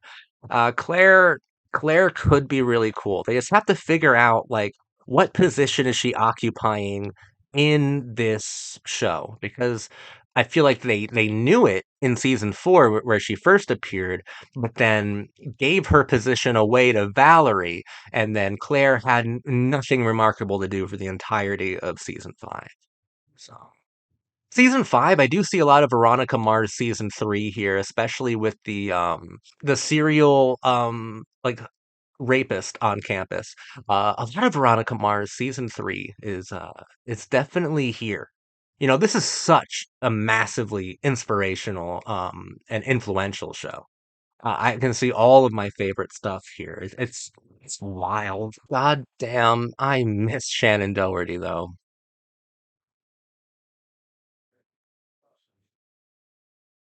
Like I wish I could see how she would interact with some of the situations in season 5. Because Brenda always had an interesting way of dealing with the high stakes drama of 90210. She always had a very interesting way of doing that. I really liked Brenda. I miss her. I miss her. The show does suffer without her. A little bit. That much is undeniable. Shannon Doherty was, I think, a huge part of what made the first 4 seasons of Beverly Hills 90210 so beautiful. I liked season 5, but I'm starting to have a lot of criticisms now. The more modern that we get within the show, the more criticisms I'm finding within it. I liked it. I liked it, but there were certain things that were just like, what the fuck, right? Like Dylan got ripped off at the end of season 4. Like season 4 was so good. Oh my god. Half the characters in season 4 end in complete defeat, like Dylan and David and whatnot, and the others end in victory. Like Steve. Dylan was ripped off by a family of con artists, like for his entire fortune. That was cool. That was great. Challenged him in a huge way. You take away the prince's throne. Wow. Wow, that's so cool. All right, but season 5, I don't know what show Luke Perry is on half the time. His storylines are weird, and they're separated. They're not really integrated within the rest of the characters. Sometimes it's like Dylan McKay has his own action film, his own gangster film that is like not really connected to the larger framework or ensemble. Like when he gets back at the family of con artists, it's like undercover secret agent action movie stuff, which is still faithful to the soap opera storytelling mechanics. Or like near the end where he's selling like a movie idea and he almost gets thrown out of a gondola by actual mobsters and stuff, and then like he's loading his gun like he's fucking Charles Bronson at the end. I'm like, what show is fucking Luke Perry on? Which reminds me a lot of stuff that Chuck Bass got into near the end of Gossip Girl, it was beautifully done in Gossip Girl. Right now, it's a bit more. It feels a little bit more cheap within Beverly Hills 90210. I think because it is so transparently devoted to the soap opera storytelling mechanics, whereas by the time Gossip Girl would do similar things, um, there were a lot of ways to kind of mask what was truly going on, which was also soap opera storytelling mechanics. But there were clever ways to mask that to make it feel more sophisticated than it arguably was. Gossip Girl was a masterpiece, no flaws. You can't tell me that there ever was one. Fuck off. But Beverly Hills 90210, sometimes, sometimes it bites off more than it can chew, or at least provides me with more than I can swallow. But it's fine. I fucking love it still. Like, I'm not saying I'm not entertained by it. I'm just like, what the fuck is going on? This is okay. And I'm like, I'm supposed to analyze. This is I'm not gonna be able to analyze this at all. Yeah, yeah. Go off, Dylan. Go off, King. You like, what do you do? Like, what is half of his stories? He's just so. He doesn't even go to college anymore. Like, I don't get it. He's not even involved with anybody. We have to reintegrate Dylan McKay into the main fold. You know, that like we have to make Dylan McKay work within the ensemble. Because right now it's like Beverly Hills 90210 plus the Dylan McKay show, which may or may not be involved with, with the other characters. And I'm sure there are probably a lot of reasons for that. Maybe Luke Perry was unsatisfied with the show and he was requesting kind of different, more challenging or more daring things for his character. Who knows? That's what it feels like. But whatever, whatever. This is prime time teen soap opera, and it's true to form. And its form for its time is revolutionary. It's a gorgeous show, and I love it. I can't wait to be back here talking about the next couple seasons of Beverly Hills 90210. I want to thank you for watching me today. Hopefully, I gave you something to think about. Hopefully, I was insightful. I love talking about this show. I'm devoted. It's my obsession talking about teen television. So I'm gonna end the video now because I could go off for another couple hours on these two seasons. Um, I guess if I want you to walk away from this video with anything, is it's that soulmates do exist. Soulmates are real. Dylan and Kelly are meant for each other. Narratively, cinematically, romantically, they're meant for each other. And we're all meant for someone else as well. We're all meant for somebody. We're all, like I said, we're all drawn towards certain kind of person. And maybe we get closer and closer and closer to finding the type that perfectly fits our own.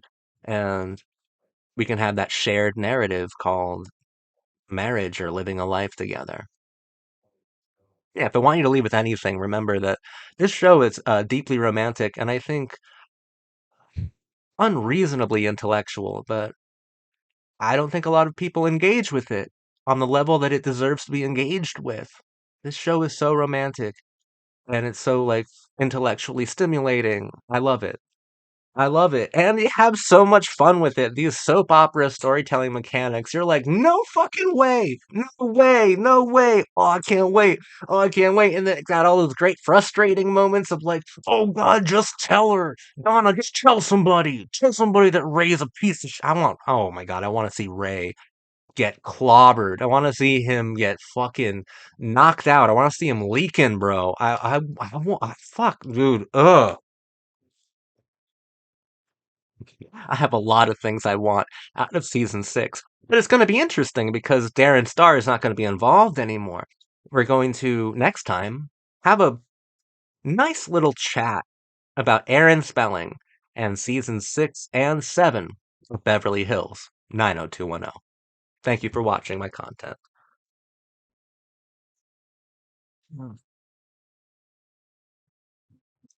I'm your cult boyfriend, talking about seasons 6 and 7 of Beverly Hills 90210. David and Donna are my favorite characters. I think they're the best. They're the most interesting, and their arcs are really cool. It wasn't until season 7 that David really, really got under my skin. In a good way. I didn't expect to intensely relate to David Silver. I wasn't prepared for that. I loved him. I loved the character, but I didn't expect him to become so intensely relatable. In season 7, David's signature trademark impulsivity takes complete control of him, of his actions, of his behavior.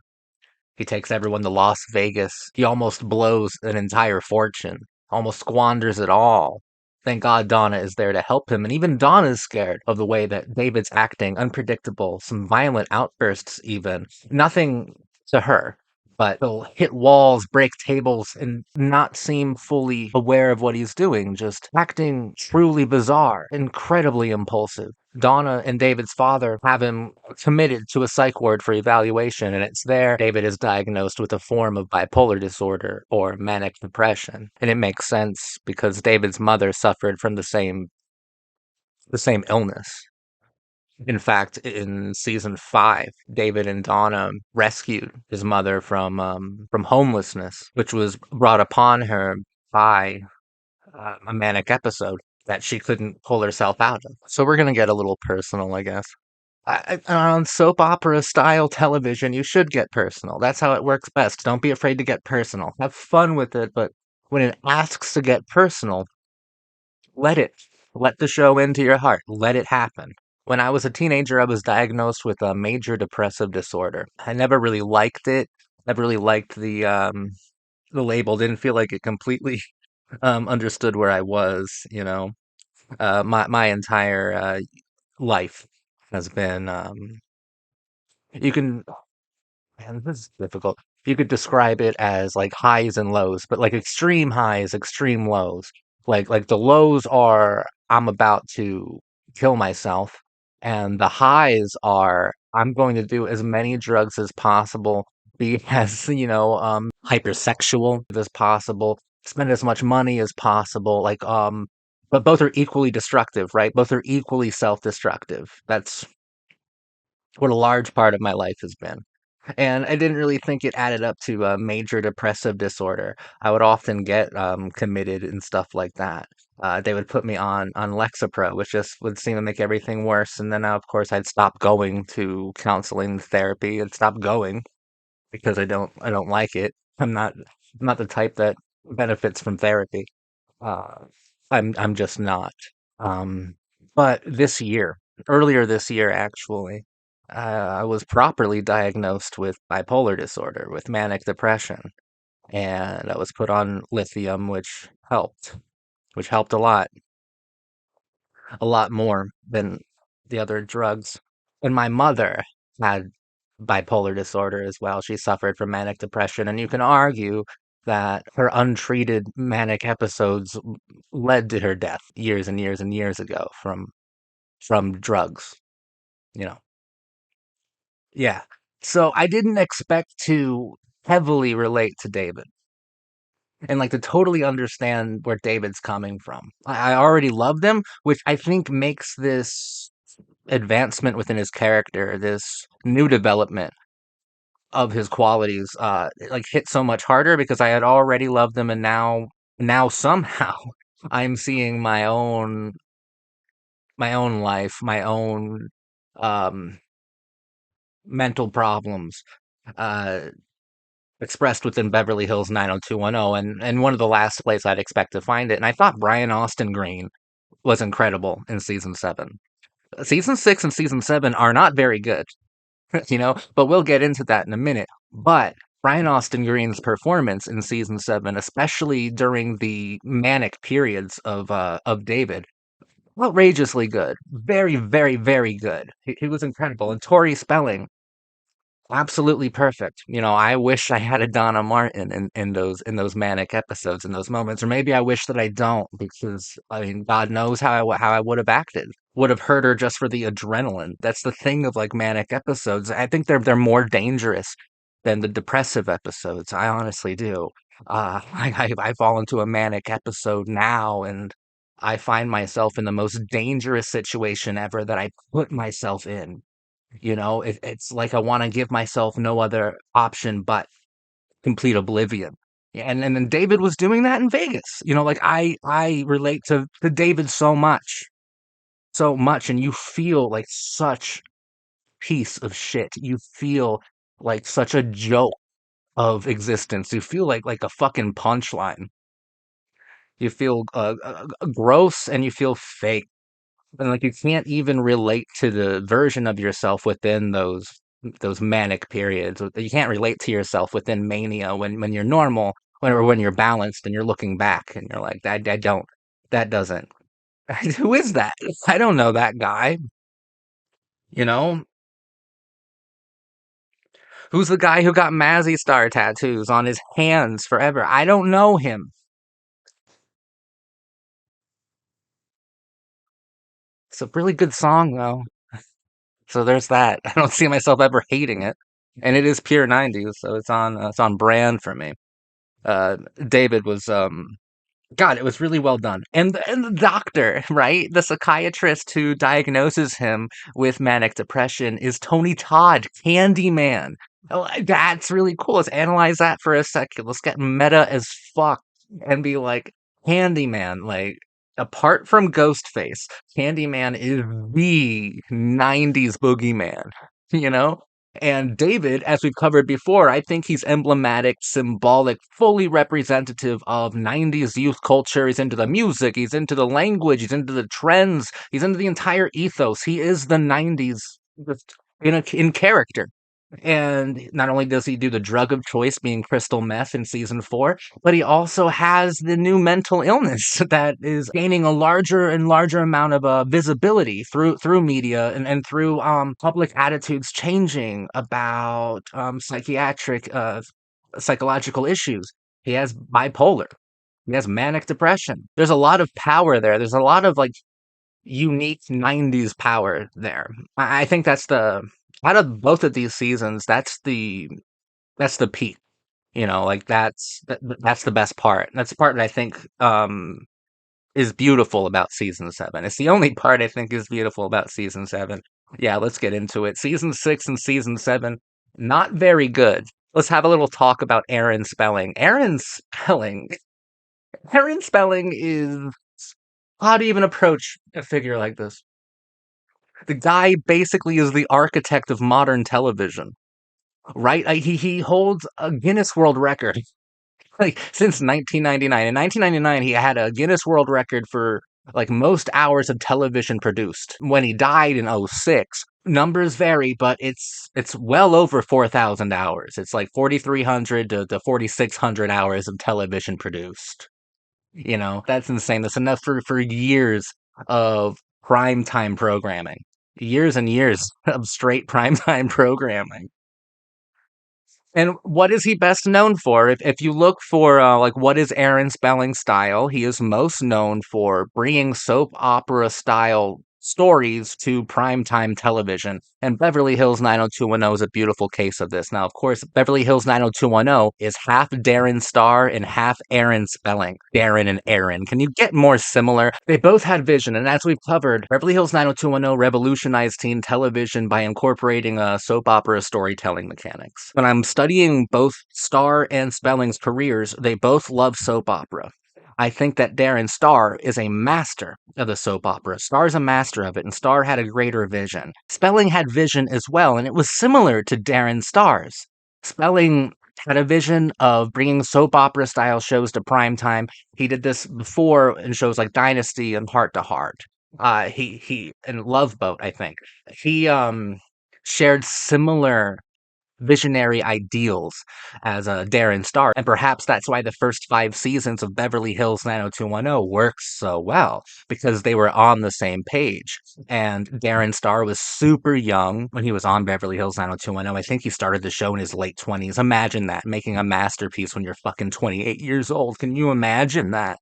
Wow. Obviously, bringing soap opera style stories to prime time was what Aaron Spelling had wanted to do for such a long time. And I think that through Darren Star, a young creative mind, genius, a television auteur in his own right, by collaborating with Darren Star, he was able to see his vision of primetime soap operas come to complete fruition in full motion and revolutionize not only teen television, but television as a whole. And not only television as a whole, but revolutionize an entire decade and inform the culture of the 90s.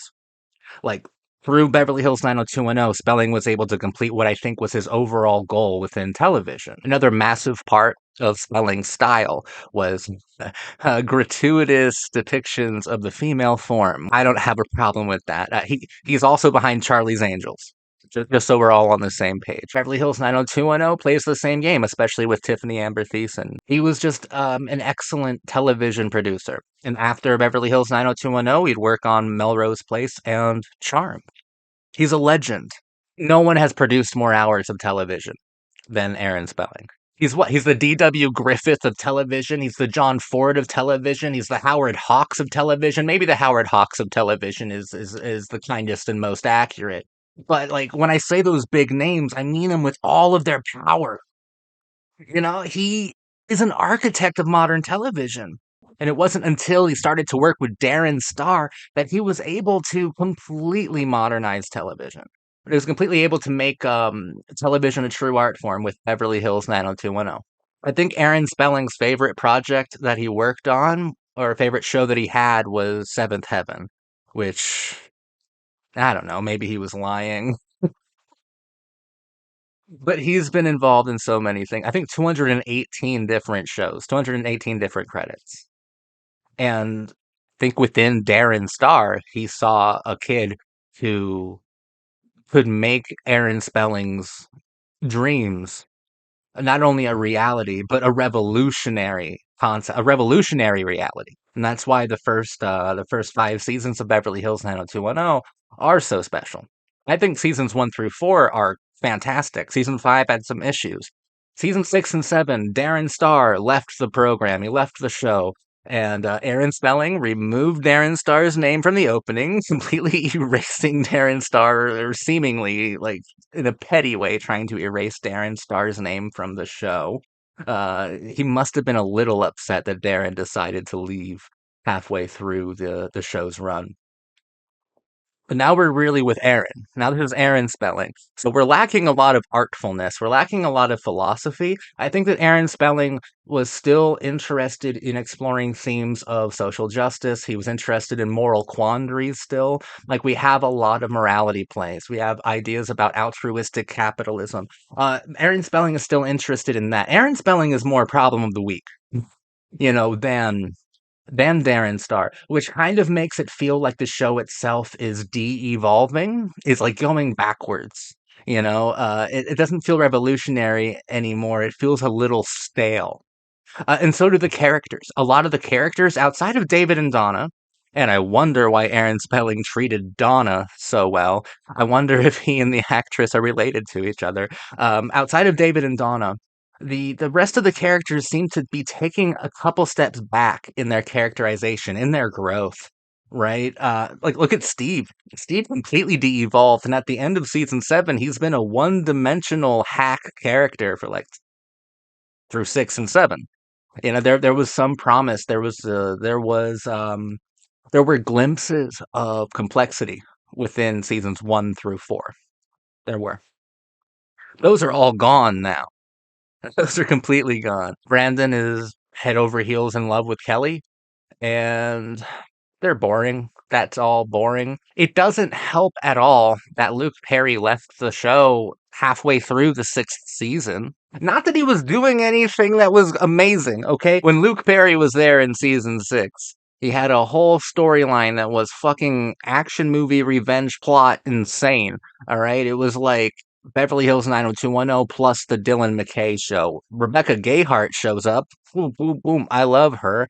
But what the fuck? I don't think that Luke Perry and Rebecca Gayheart had very convincing chemistry. And dude, his story was so insane. I don't care that she was murdered. I don't care that that's what makes Dylan leave. His plot was like the less flattering aspects of soap when it tries to present like macho thematics within a feminine sensitivity. It just like nothing about that part of the soap opera format works. But it sucks seeing Luke Perry leave. I know he comes back. I know he comes back. I don't know when he comes back, but I know he's not done with Beverly Hills 90210. I know he comes back at some point. It's like you feel the absence of Shannon Doherty, like the show suffers without her. The same is can be said of Luke Perry. The show is like, oh God, oh God, where the fuck is Dylan? Where is Dylan? Why am I left? Where? Why? Why? I missed Dylan McKay, even though I started to not really care what he was doing near the end. I still missed him around. Luke Perry has a legendary presence, legendary teen character. But I know I'm not done talking about Dylan McKay, so I know I don't have to actually say goodbye yet. It's just, man, most of these episodes, the majority of what I just watched and I'm trying to analyze today, it does not have a Luke Perry as Dylan McKay within it. And damn, the episodes suck. The episodes are really bad. These storylines are like really nonsensical and chaotic too. I brought up Tiffany Amber Thiessen earlier. I liked her in season 5. She was one of the highlights of season 5. In season 6, they made her boring by trying to rehabilitate and redeem her character. And then they are like, no, let's just make her evil again in season 6, but let's have her do like dumb evil shit. I prefer her evil. It's just I can't analyze anything that she did because it's all just so meaningless. And just like how Dylan McKay near the end, I thought they were making errors with his character because he wasn't integrated with the rest of the plot. Valerie has basically like she doesn't have to have any involvement with the rest of the plot. David's the only one like keeping her somewhat involved with some drama. And the fact that she lives with Brandon. Her storylines primarily are a boring like interlude from the main ensemble's like kind of shared narratives. Brandon de-evolved, and I think he's just a sanctimonious prick again. He's such a dick to his every girlfriend that he has that isn't named Kelly Taylor. He's a complete dick to. He dated Sue, I think her name was in season 6. She'll forever be Anya to me, Emma Caulfield from Buffy. Dated her, wasn't a very good match for her. I thought she did great. I didn't even know she was on this show. It was lovely seeing her. And then he dated Tracy in season 7, and god damn, Brandon, sanctimonious, like high horse prick, man. Like he de-evolved. I started liking him in seasons 4 and 5, and now I'm back to being like, or even worse, I don't like him at all now because I don't really like this chemistry thing, this thing that he has with Kelly. I don't buy the chemistry. I don't get a whole lot of substance from their relationship. Kelly, there's a part of season 6 that I liked a lot. It was, well, not that she had a coke problem, and I thought her fucking artist boyfriend was boring. What is interesting is since Darren Star is gone, we're seeing Aaron Spelling just fucking go for it. Kelly's cokehead artist boyfriend goes on a high speed chase from the cops. And I'm thinking at that point in the 90s, Aaron Spelling was completely evoking the O.J. Simpson chase, right? He's bringing O.J. Simpson into 90210 in the form of a cokehead artist, but it's still like that's what you must think of because all the characters are watching it on live television. So we're seeing Aaron Spelling play with actual 90s iconography while simultaneously inventing a new kind of iconography on top of it. But what Kelly did that was interesting was when she was in rehab, she made a friend who ultimately became obsessive and crazy, and she was played by something Moss. What's her name? She played Veruca in Buffy. All these Buffy actors. Uh, I liked her a lot in Buffy. Controversially, I don't think anyone likes her character, but to be fair, no one her they had to rush her storyline in Buffy because Seth Green was leaving. Paige Moss is her name.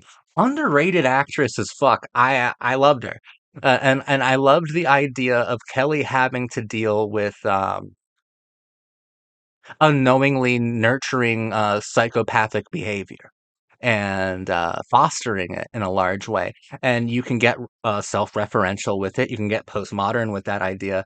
Kelly dealing with the fact that her character has influenced, for better or for worse, in this case, worse, um, the attitudes of young women who are watching it, driving some of them to points that are more dangerous than obsession.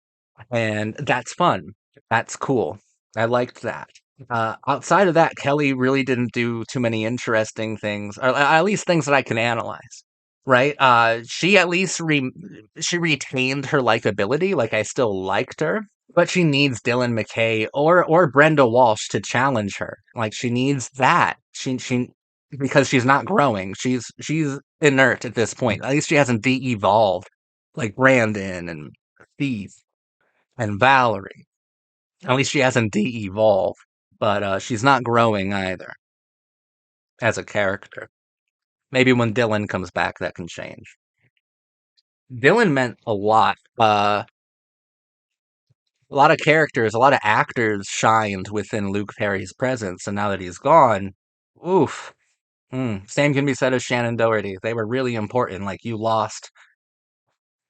I think if the heart of the show was anywhere, it was shared between Brenda Walsh and Dylan McKay for separate reason. And that's not meant to say that they belong together. I don't think they do, but I think that the two of them, Shannon Doherty and Luke Perry, brought an awful lot of power to the show.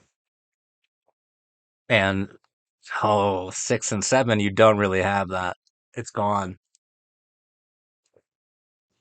I love David and Donna, but they could not carry a show like this on their shoulders. Donna, in season 6, we finally get rid of Ray, my most hated character. Ah, I even get to see him get punched in the face, and he has to be a little bitch about it and try to bring the football guy to fucking court. Well, whatever. There are better ways to solve that. There are better ways to go about that entire storyline. There was a great deal of promise there. It is a shame that Jamie Walters, that his career as both an actor and musician was arguably ruined by playing Ray Pruitt. The only thing he did wrong was play the character well. Like no one should hate an actor for a character that they played. I just don't see Jamie Walters in general as being like super like unique, as having that much power on his own.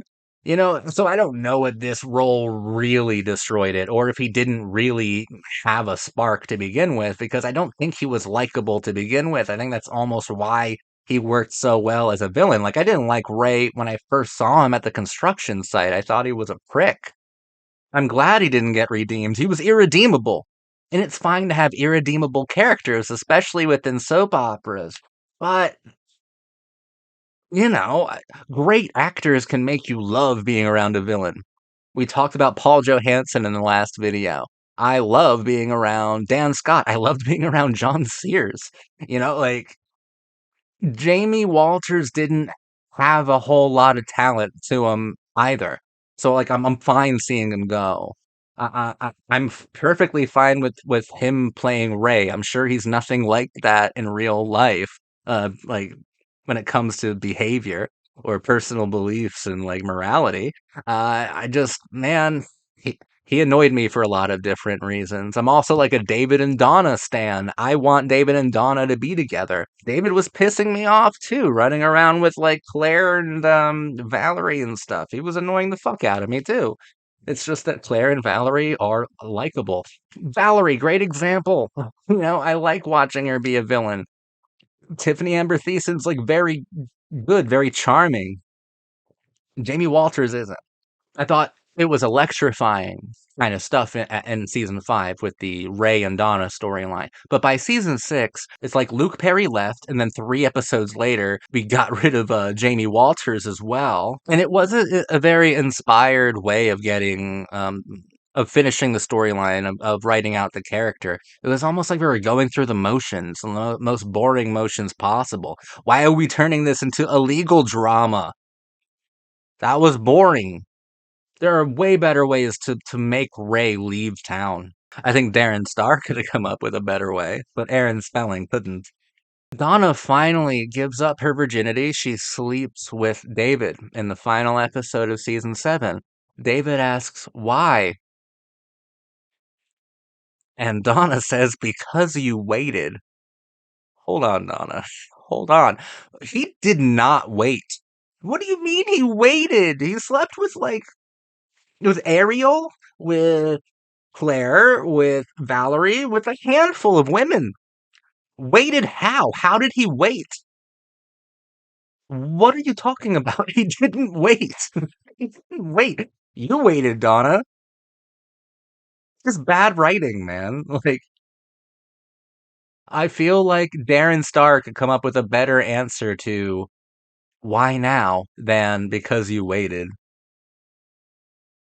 And it's like that a lot. It's like that everywhere. Valerie threatening to commit suicide, and then a couple seconds later, she's overwhelmed with joy and she's like happy and because fucking Brandon Christ showed up to intervene. Like, fuck, dude. It's a bit ridiculous now. It's just paint by numbers now. Like, it feels kind of factory produced now. And it wasn't like a totally sharp decline. Um, Six started off on the same level as five, and I'm like, okay, we're doing all right. We're doing all right without Darren Star. Aaron Spelling, he's not an idiot. He's a very smart television producer. But slowly in season six, it de-evolved is the best word. It de-evolved and became really stupid, really dumb very quickly. Seasons 1 through 5 of Beverly Hills 90210 proves that you can write soap opera style stories in ways that I think are very smart, but without ever sacrificing the fun that comes from soap opera style stories, without ever betraying the tropes of soap opera storytelling mechanics. Like, you can do that. Like, there is a beauty to soap opera style stories, there's a beauty to them for sure. There's nothing beautiful about copy and paste. There's nothing beautiful about Aaron Spelling and his almost mathematical or scientific approach to the soap opera. It's like this stuff is happening now because it has to. This stuff is coming to a crescendo now because it has to. Right? I felt the first 5 seasons of Beverly Hills 90210, the characters were so rich, and that's what was really important. And the characterization applied to our main cast in season 6 and 7 is uninspired and uninteresting. Donna has a stalker. I liked the stalker plot, but I felt like they fumbled the ball so many times with that in the most annoying ways. And I thought it could have been really good. I love Donna Martin. Donna Martin should be real and then marry me. I think that's what she should do. She should be your cult wife. That's what she needs to be. I love Donna Martin. I can't really say anything bad about her. She's handled so well. And Tori Spelling, I think, is the MVP of the show. I think she's outrageously good. Still, I'm criticizing it pretty heavily, but in an episode like If I Had a Hammer, where David is finally diagnosed with manic depression and bipolar disorder, it hit my heart, like a bullet. It hit it, and it really affected me, and I got really emotional with the show, and I was really happy that David was a character that was going through this, and it made so much sense to me. Because, like, looking back at his character and his actions, I've called him impulsive before. I've called him the most desperately impulsive character on the whole show. And now looking back, those are early signs of his mental illness. That's the mania poking through. That's the mania shining through David whenever he's super impulsive, like his crystal meth use, and even his like hyperactive nerd days in the first 2 seasons. Like this is mania, and it kind of paints a lot of David at his most desperate with a new light. It shines a whole new light on David in the first 5 seasons that I thought added a newfound complexity to his character, and also makes a rather profound statement about youth culture at the time, the impulsivity, the desperation of kids in the mid '90s, the sickness that went untreated. I think David was wonderful in those episodes. That was a beautiful storyline and a beautiful moment when his mom shows up. Right, it's the best thing I've seen with a parent on this show is when David's mother shows up to the hospital and consoles him, nurtures him, hugs him, and holds him. And it's like they know, they understand. No one else does. I wish I had that experience with my own mother, but I didn't know that I had bipolar manic depression until she had already died during one of her manic episodes. But Like in Beverly Hills 90210, I got really emotional because vicariously I I projected myself onto the character David and I felt that moment, and that was really special. And that's something that's so special that is totally unique and only television can provide. And Aaron Spelling is an architect of what television has become, what made television so powerful. Uh, and that was a beautiful moment that was handcrafted by the the most significant architect within all of television, being Aaron Spelling. So no matter how much I'm criticizing uh, what this show has become, there's no denying that there is a master on set still. He's just not a visionary one. The first 5 seasons were beautiful because I think Darren Star is a complete genius and a true artist. Aaron Spelling is a producer. Aaron Spelling is a master producer. Aaron Spelling is not as good as Darren Star. In Aaron's defense, this is season 6 and season 7. Which shouldn't matter though if you're doing soap opera style stories. I mean, soap operas can run forever, right? They can run till the end of time. But since he's inventing with Darren Star, they invented a new form of primetime television being the soap opera style teen format. And yeah, this is the blueprint because season 6 and season 7, they feel like season 6 and season 7 of Dawson's Creek and One Tree Hill. They feel like a show that's running out of ideas and slightly losing the plot.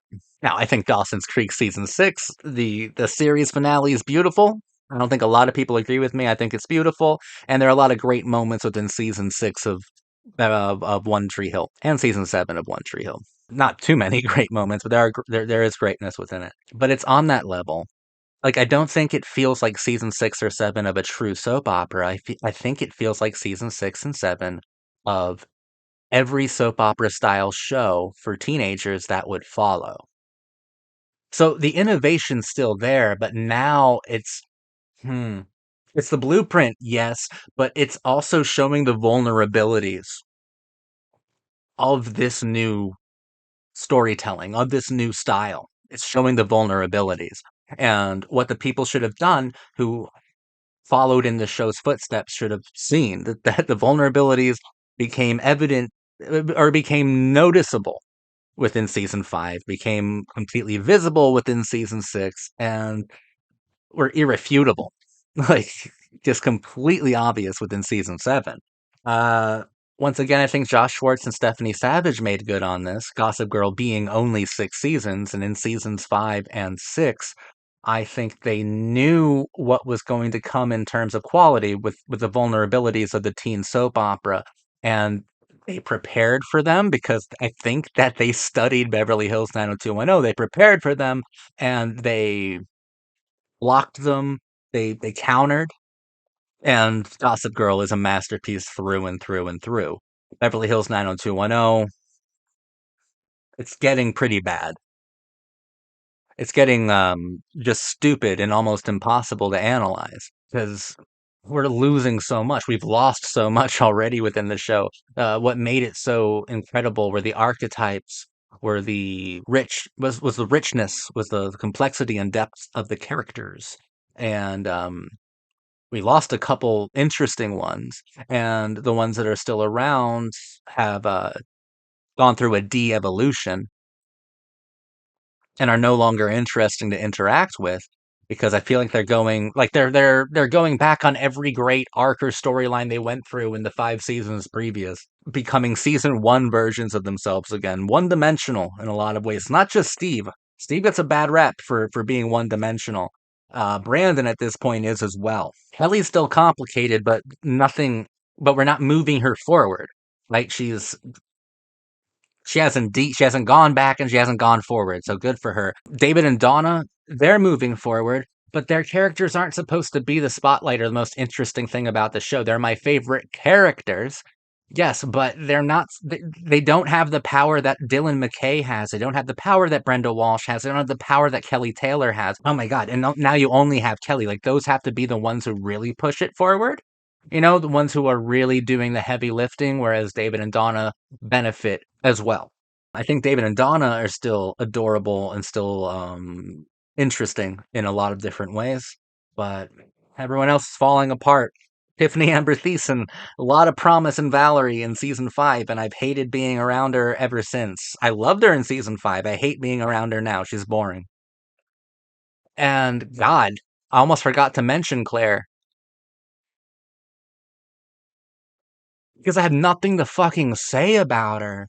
A good couple should have a good dynamic where they challenge each other in confrontational and romantic ways. If you're a really good writer, you can make confrontation romantic and like you can romanticize confrontation if it's done philosophically and emotionally. Uh, what the fuck does Steve do for Claire? Vice versa. What does Claire do for Steve if they've Steve has de-evolved to the point of like season 1 version of Steve, and then Claire has negative has done negative good, and Claire is just I don't know. She feels like such an artificial character, like she's this genius bombshell who has an attitude. Holy shit! I think that's it. I think that's all her character is. It's a bad character, but we're not done yet. We have 3 more seasons to go. Oh boy. How bad can it get? Are those famous last words? Seriously. How bad is this gonna get? I wish I was here saying something different about these 2 seasons. But I think that the masterful, brilliant, genuinely great days, that era's gone. And that era was season 1 through season 5. And I'm comfortable with that. That's like a huge stretch. That's good. That's impressive. And now the decline. It truly was the blueprint in every way because it showed how all these shows will rise and then boom and fall. But let's see if Beverly Hills 90210 falls in an interesting way. Because I'm still excited. Thank you for watching me.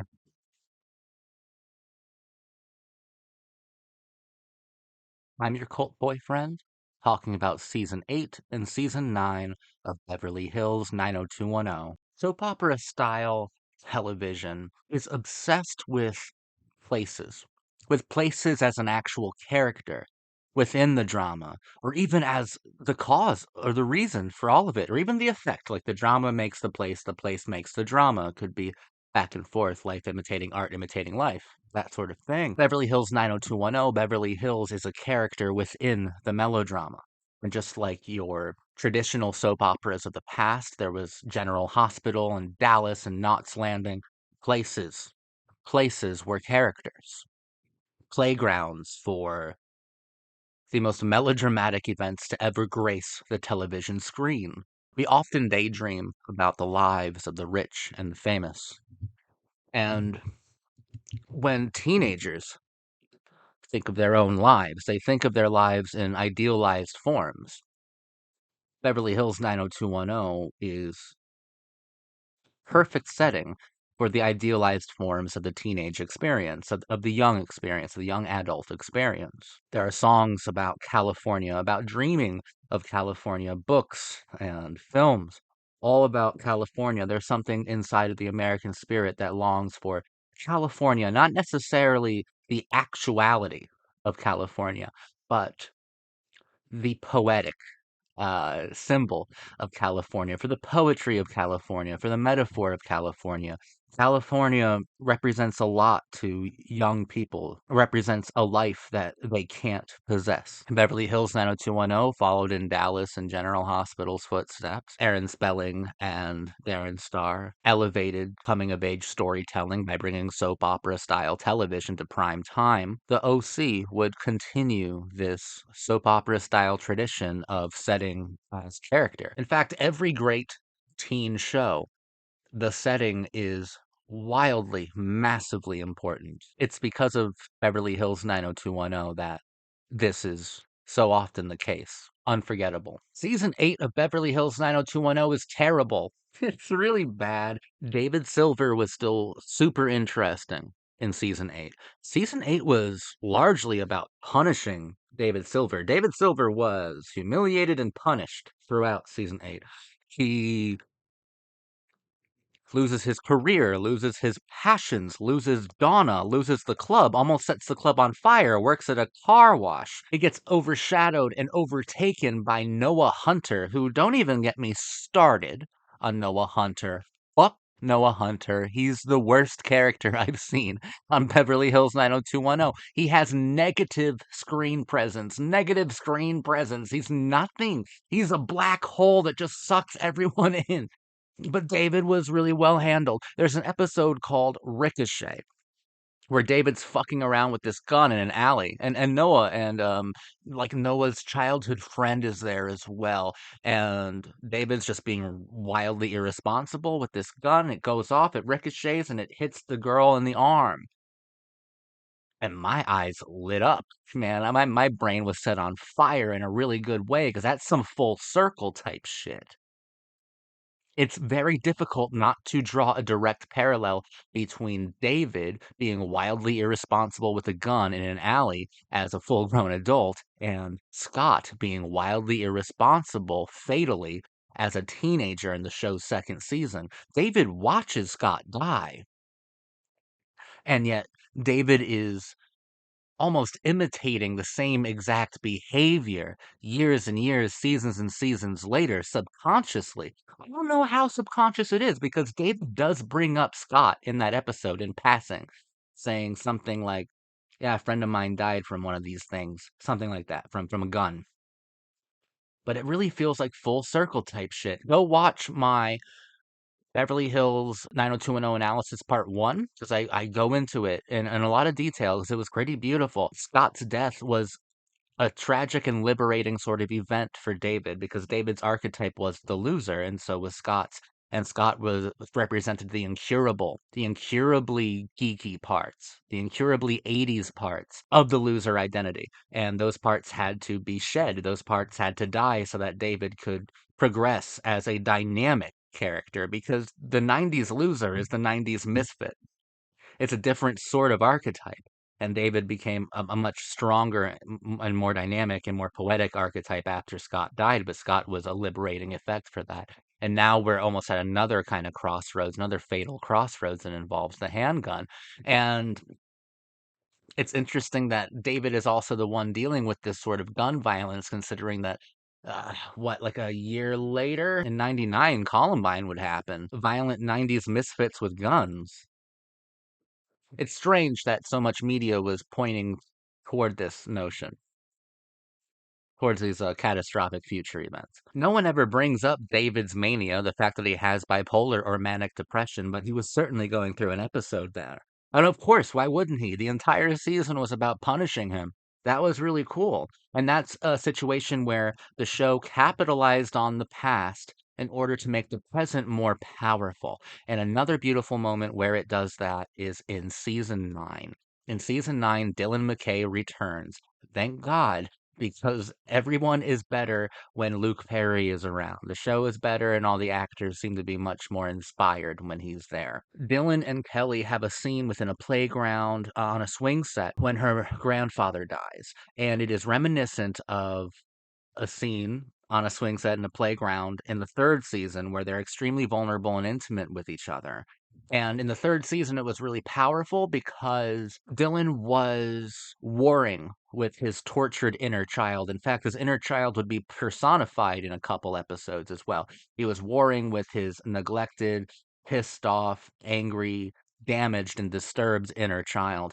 And it's like with Kelly at that playground, he was able to soothe the inner child, or she was able to calm and nurture the inner child. We are returning to those themes as Dylan returns to this show in season 9 with Dylan and Kelly at Playground as adults. And we have like a more mature handle on the emotionality of the moment itself. Most interesting thing about season 9 was a new character called Gina, who I adored. I liked her a lot. She was clearly Valerie's replacement as Tiffany Amber Thiessen left, and Gina took on this antagonistic role. and I loved what Gina did within that space. Sometimes she would just stir the pot just for the fun of it. And of course, if we're dealing with soap opera style television, your most important characters are often the villains because they're the ones who are keeping the narratives going and starting new ones, keeping characters at each other's throats. And like keeping the drama dramatic. And I love Gina for that. I thought Gina was a little bit more entertaining, to be honest, than Valerie. I thought Gina was sexy. I thought she was really secretive. I thought she was untrustworthy. I also thought she was passionate and like sensitive though at the same time. I thought she was a bit of a disturbed character. I liked Gina. I thought she was great.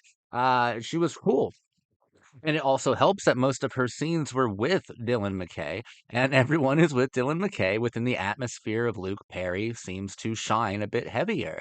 I love the ending of season 9 where David returns home because he's like romantically interested in Gina, only to find Gina in bed with Dylan, and they just slept together, and he takes this bouquet of roses that he had bought to give to her and just beats them against the wall. I'm like, yes, this is it. This is classic. This is classic teen drama, soap opera entertainment, baby.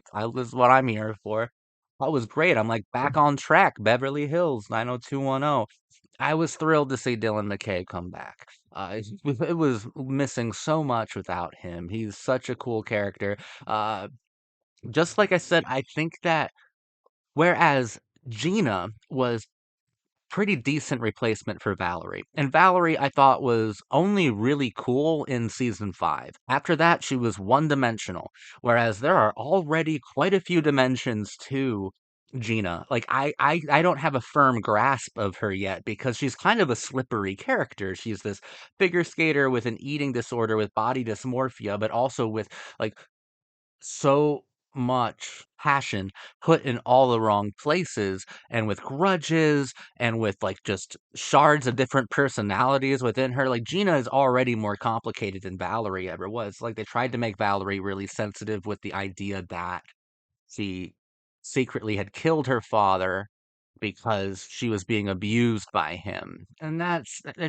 actually felt contrived. I never really bought it. It might have been Tiffany Amber Thiesen's performance, but I never bought it. Whereas Gina is just there is something massive there.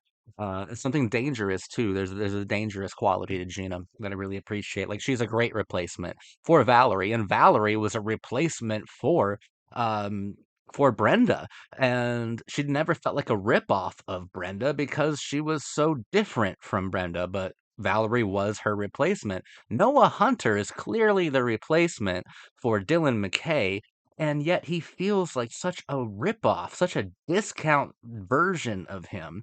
He doesn't have an ounce of the charisma, an ounce of the sexiness, or an ounce of the danger that Luke Perry seemed to just effortlessly express. Noah Hunter is probably the worst version of the poor little rich boy archetype that I've ever seen. And that sucks. That's one of my favorite archetypes. It's one of the worst attempts. Noah Hunter is just a big nothing.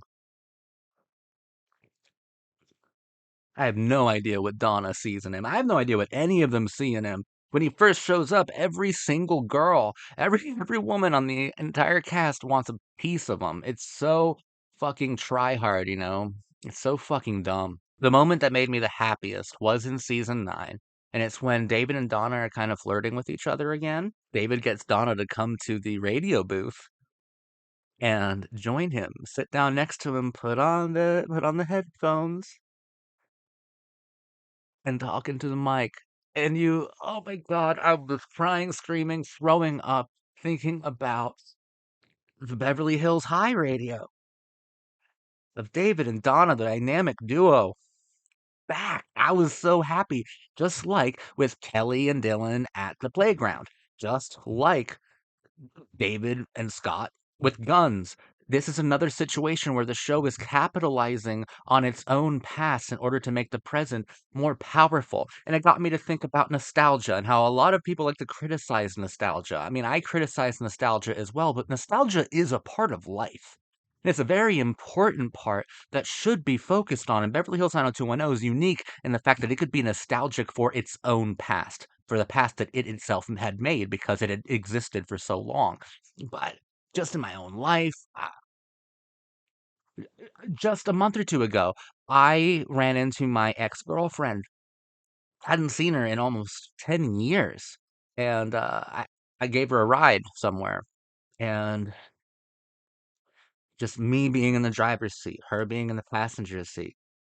Something nostalgic clicked, something sorrowful and sentimental clicked, and yearning clicked. Nostalgia is a part of the human experience. That doesn't mean that like we're not back together, not gonna get back together, and that was never even an idea in my head. But nostalgia is a part of the human experience, and the human experience without romance or yearning for the past is not worth living. And I think that Beverly Hills 90210, near the end of its run, it is engaging with nostalgia really, really well, providing the blueprint for future shows, for future teen shows, uh, like how to interact with your own fictive past within the show. Like, that's really fun. Jason Priestley leaves at the beginning of season 6, and good riddance. I don't like him. I liked Brandon most in seasons 4 and 5. In season 8, he was such a sanctimonious, hypocritical jerk. Cheated on Kelly with Emma, treated Kelly terribly, was so self absorbed, it was disgusting.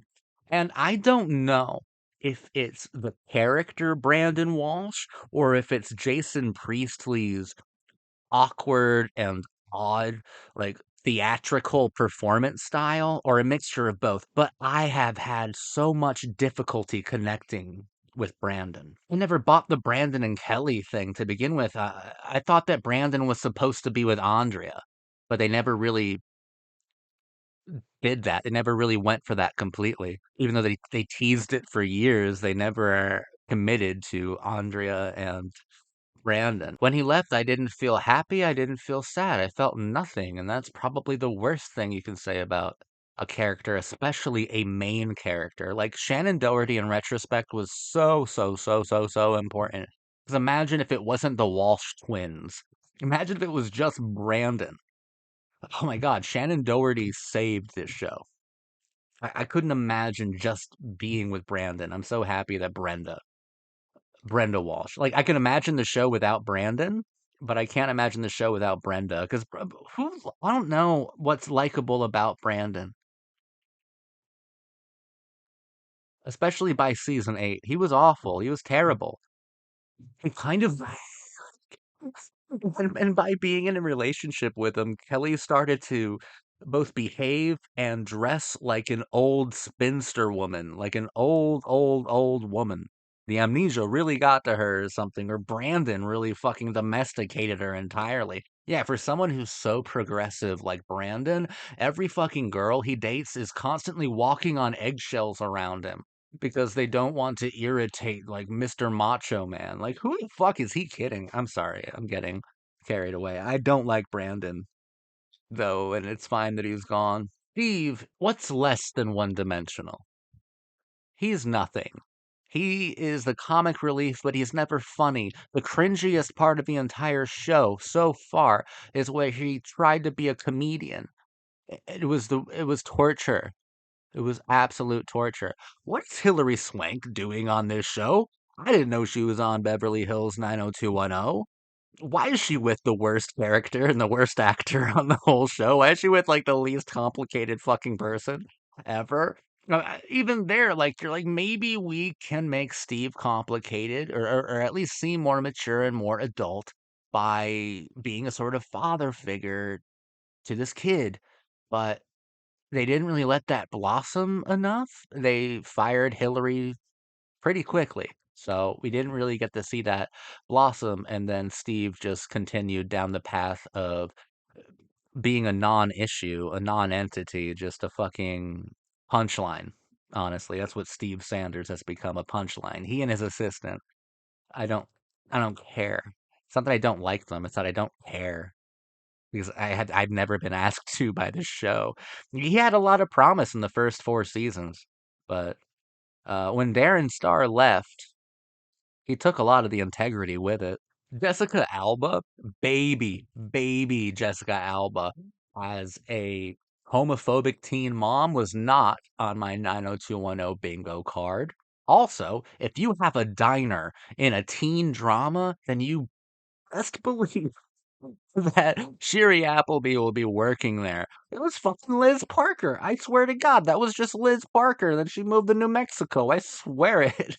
I guess she played Noah's sister. I don't think that will ever be followed up on, but it was thrilling seeing Sherry here. She's fucking amazing looking and awesome. She's cool. Love seeing her. That's the future teen drama royalty. Literally being a waitress in a diner. Crash Down, anybody? Like, come on. Oh God.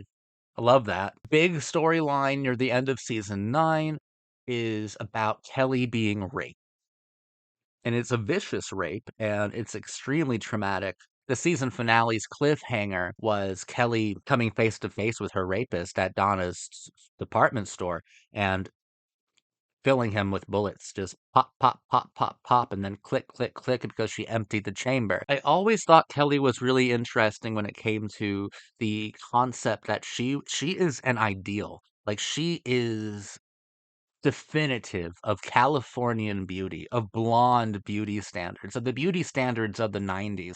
And just like how I went over a couple different situations where the show capitalized on its own past or was remembering itself in a different light, her assault reminded me of that Halloween episode from the high school years where she was almost raped when she was dressed as like that sexy witch. And I believe like Dylan and Steve saved her from that. And as an adult, she didn't have anyone to save her and she fell victim to sexual assault, to being raped. And it's like those beauty standards, those those blonde dream girls. That's the ideal, but what's beneath the ideal is the way that the men around her who are outsiders, who aren't in the know, in the group, in the ensemble, how they change around her and become vicious, how they become like demonic, how they become awful people, awful creatures.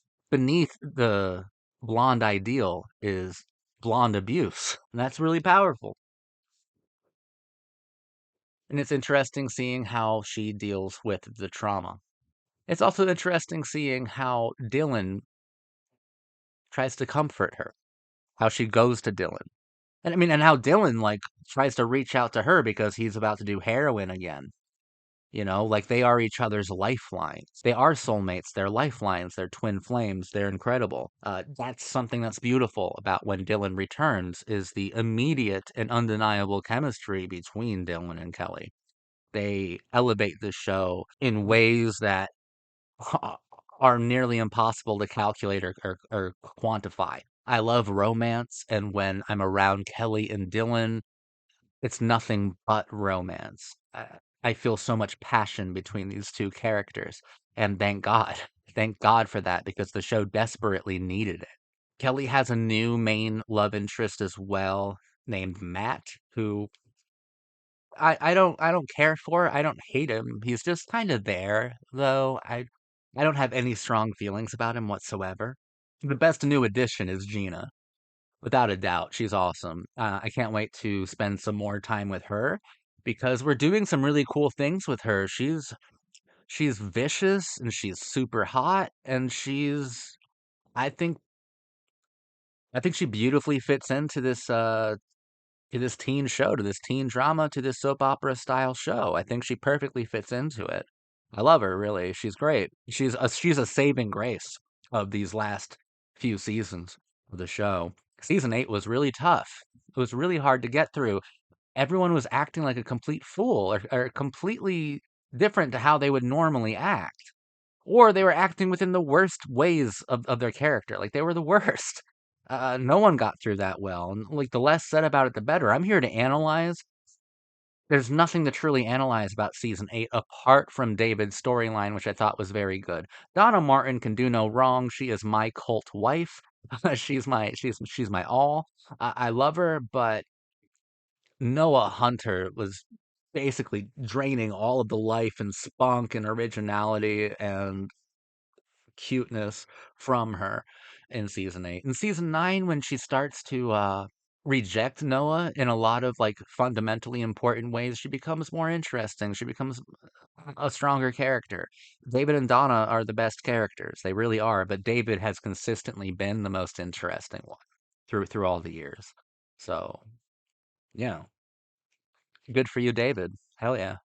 So I would cautiously say that I liked season 9. I have a lot of reservations about it, but I liked it. I did not like season 8. Season 8, I don't know. Season 7 or season 8, 6, 7, and 8 weren't very good. 9 is the best season since season 5, for sure. For sure. And what does it have that those other seasons don't have? A lot of Dylan McKay. Go figure. He was he was like integral to the entire show working. I'm thrilled to have him back. Beverly Hills 90210 is a really entertaining show, and I really like it. And now we're getting more modern. We're getting into the era of modern television, and this is the show that truly brought the coming of age and teen genre into modernity, into like what we would recognize as the modern television show. And it did that by revolutionizing the entire medium of television through soap opera style storytelling mechanics. This show guided us. This show guided television and all of these archetypes of the teen genre, like out of the dark ages, right? And into the postmodern age. And from here, you can absolutely see where Dawson's Creek and Buffy the Vampire Slayer and the OC and Gossip Girl and One Tree Hill and Gilmore Girls, you see how they would get their start. That they take their cues, their stage direction from Beverly Hills 90210. Ugh. I will be back with my final Beverly Hills 90210 video. Gonna analyze season 10, the final season. I'm excited. I hope to see you there.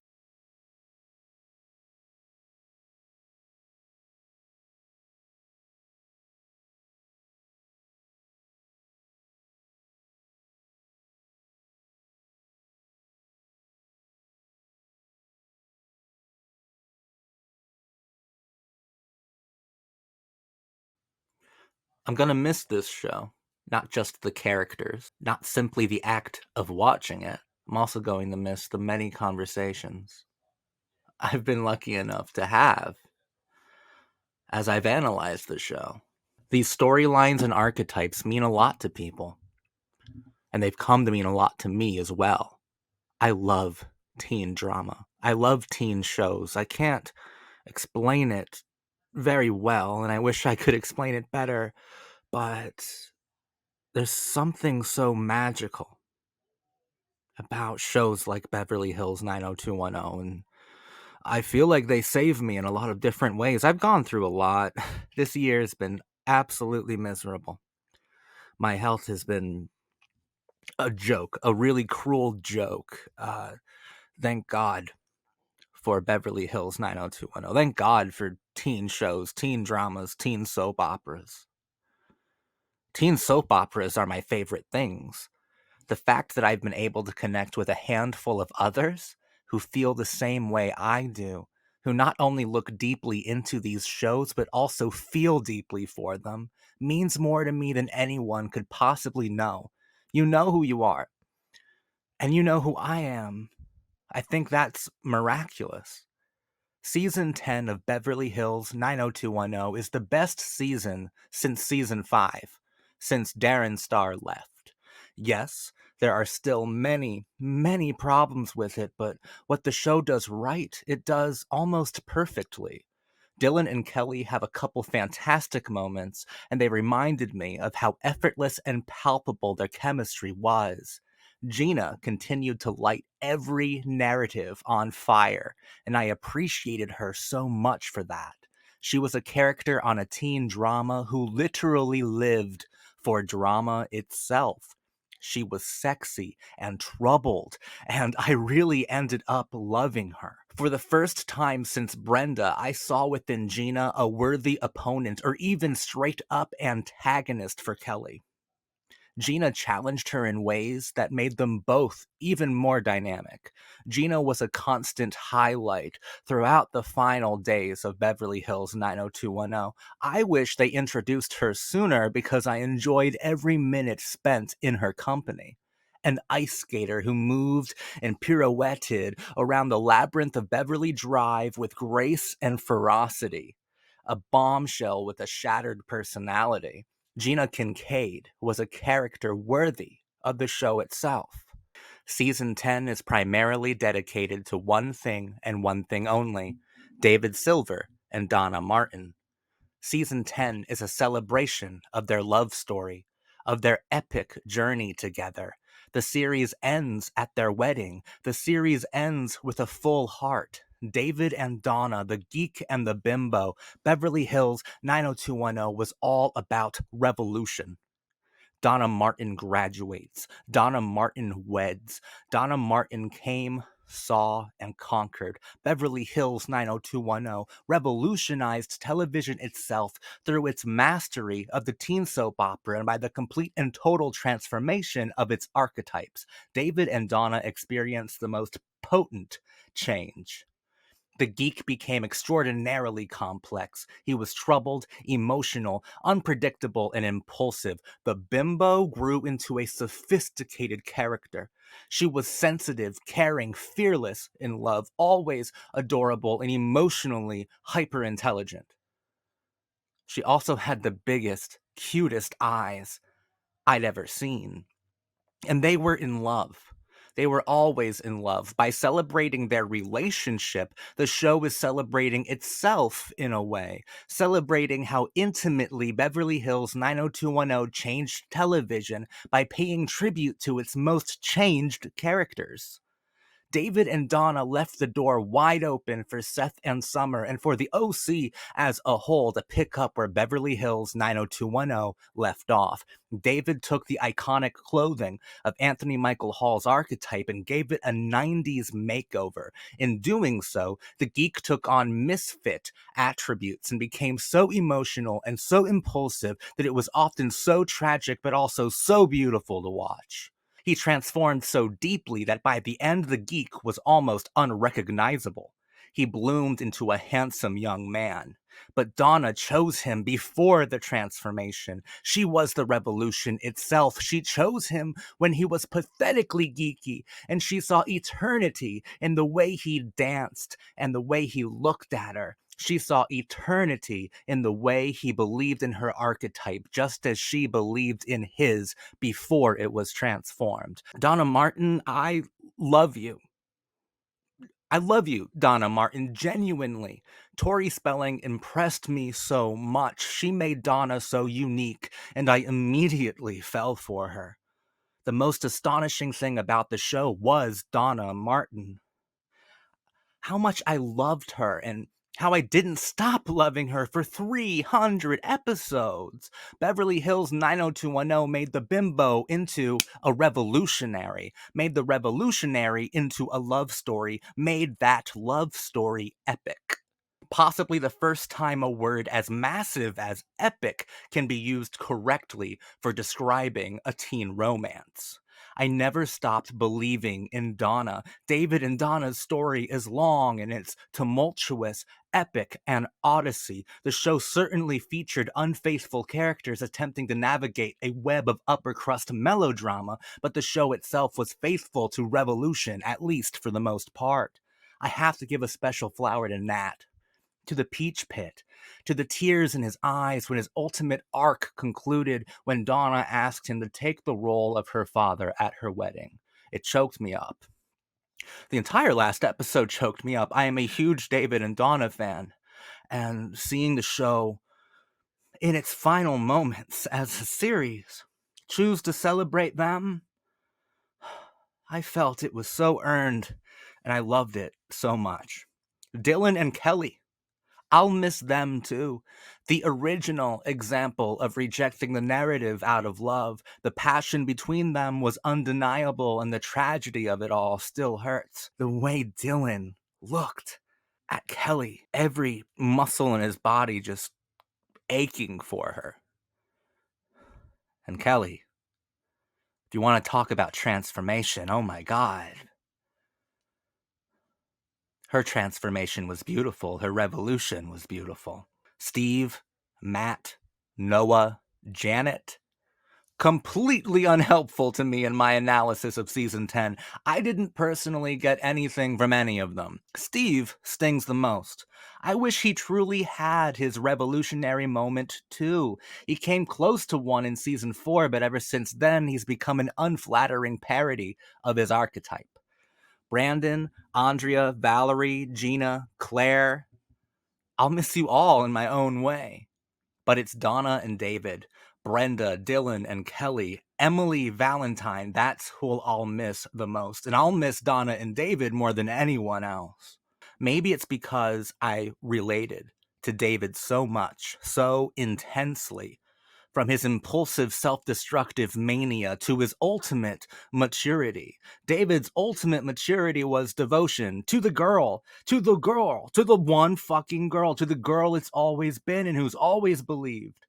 Even when, especially when, he was a desperate geek. When Scott died, that was the shot heard round the world and the start of the revolution. The very first truly revolutionary act was Scott's death, and the first characters to truly feel revolutionized were David and Donna. I find it poetic that the show's last moments would be spent celebrating them both, because in them, we can truly measure how much Beverly Hills 90210 accomplished, and how far teen drama had come. Beverly Hills 90210 is the mother of every great teen show, easily the most influential of them all. Josh Schwartz and Stephanie Savage would create both the OC and my favorite show of all time, Gossip Girl, using the narrative systems of Darren Star, Aaron Spelling, and Beverly Hills 90210 as their framework. Dawson's Creek's most controversial and touching love stories wouldn't exist without the loving instruction of Dylan, Kelly, and Brenda. My So-Called Life and Freaks and Geeks were invented and designed to be anti-Beverly Hills 90210. Without the glitter and the glamour, you wouldn't have the doom and gloom as a response to it. After My So-Called Life, Jason Katims would move on to shows like Roswell and later Friday Night Lights, always keeping the renegade energy of Angela Chase close to his heart. Angela Chase, who was designed to be the antithesis of Brenda Walsh. Angela Chase wouldn't have existed without her, not without Beverly Hills 90210. None of these shows ultimately would. Logan Echolls from Veronica Mars is the spiritual descendant of Dylan McKay. Schwartz and Savage with the OC and Gossip Girl, I believe, were wholeheartedly continuing the language of Beverly Hills 90210, using the ghosts of Beverly Hills as a blueprint. You can easily find Dylan McKay and Chuck Bass and Donna Martin in Summer Roberts. Every great teen show can be traced directly back to Beverly Hills 90210, to the revolution itself. Beverly Hills 90210 is where the innovation started. Degrassi Junior High was before, and it's important in its own right. But Degrassi never performed a graceful act of revolution. Beverly Hills 90210 was composed of acts of romantic revolution. It changed everything: television, archetypes, narrative systems, idealized forms, sexiness, romantic fantasies, culture itself. Forever and ever, always and forever, I can be heard chanting, Donna Martin graduates, Donna Martin graduates, Donna Martin graduates, Donna Martin, the icon. The end.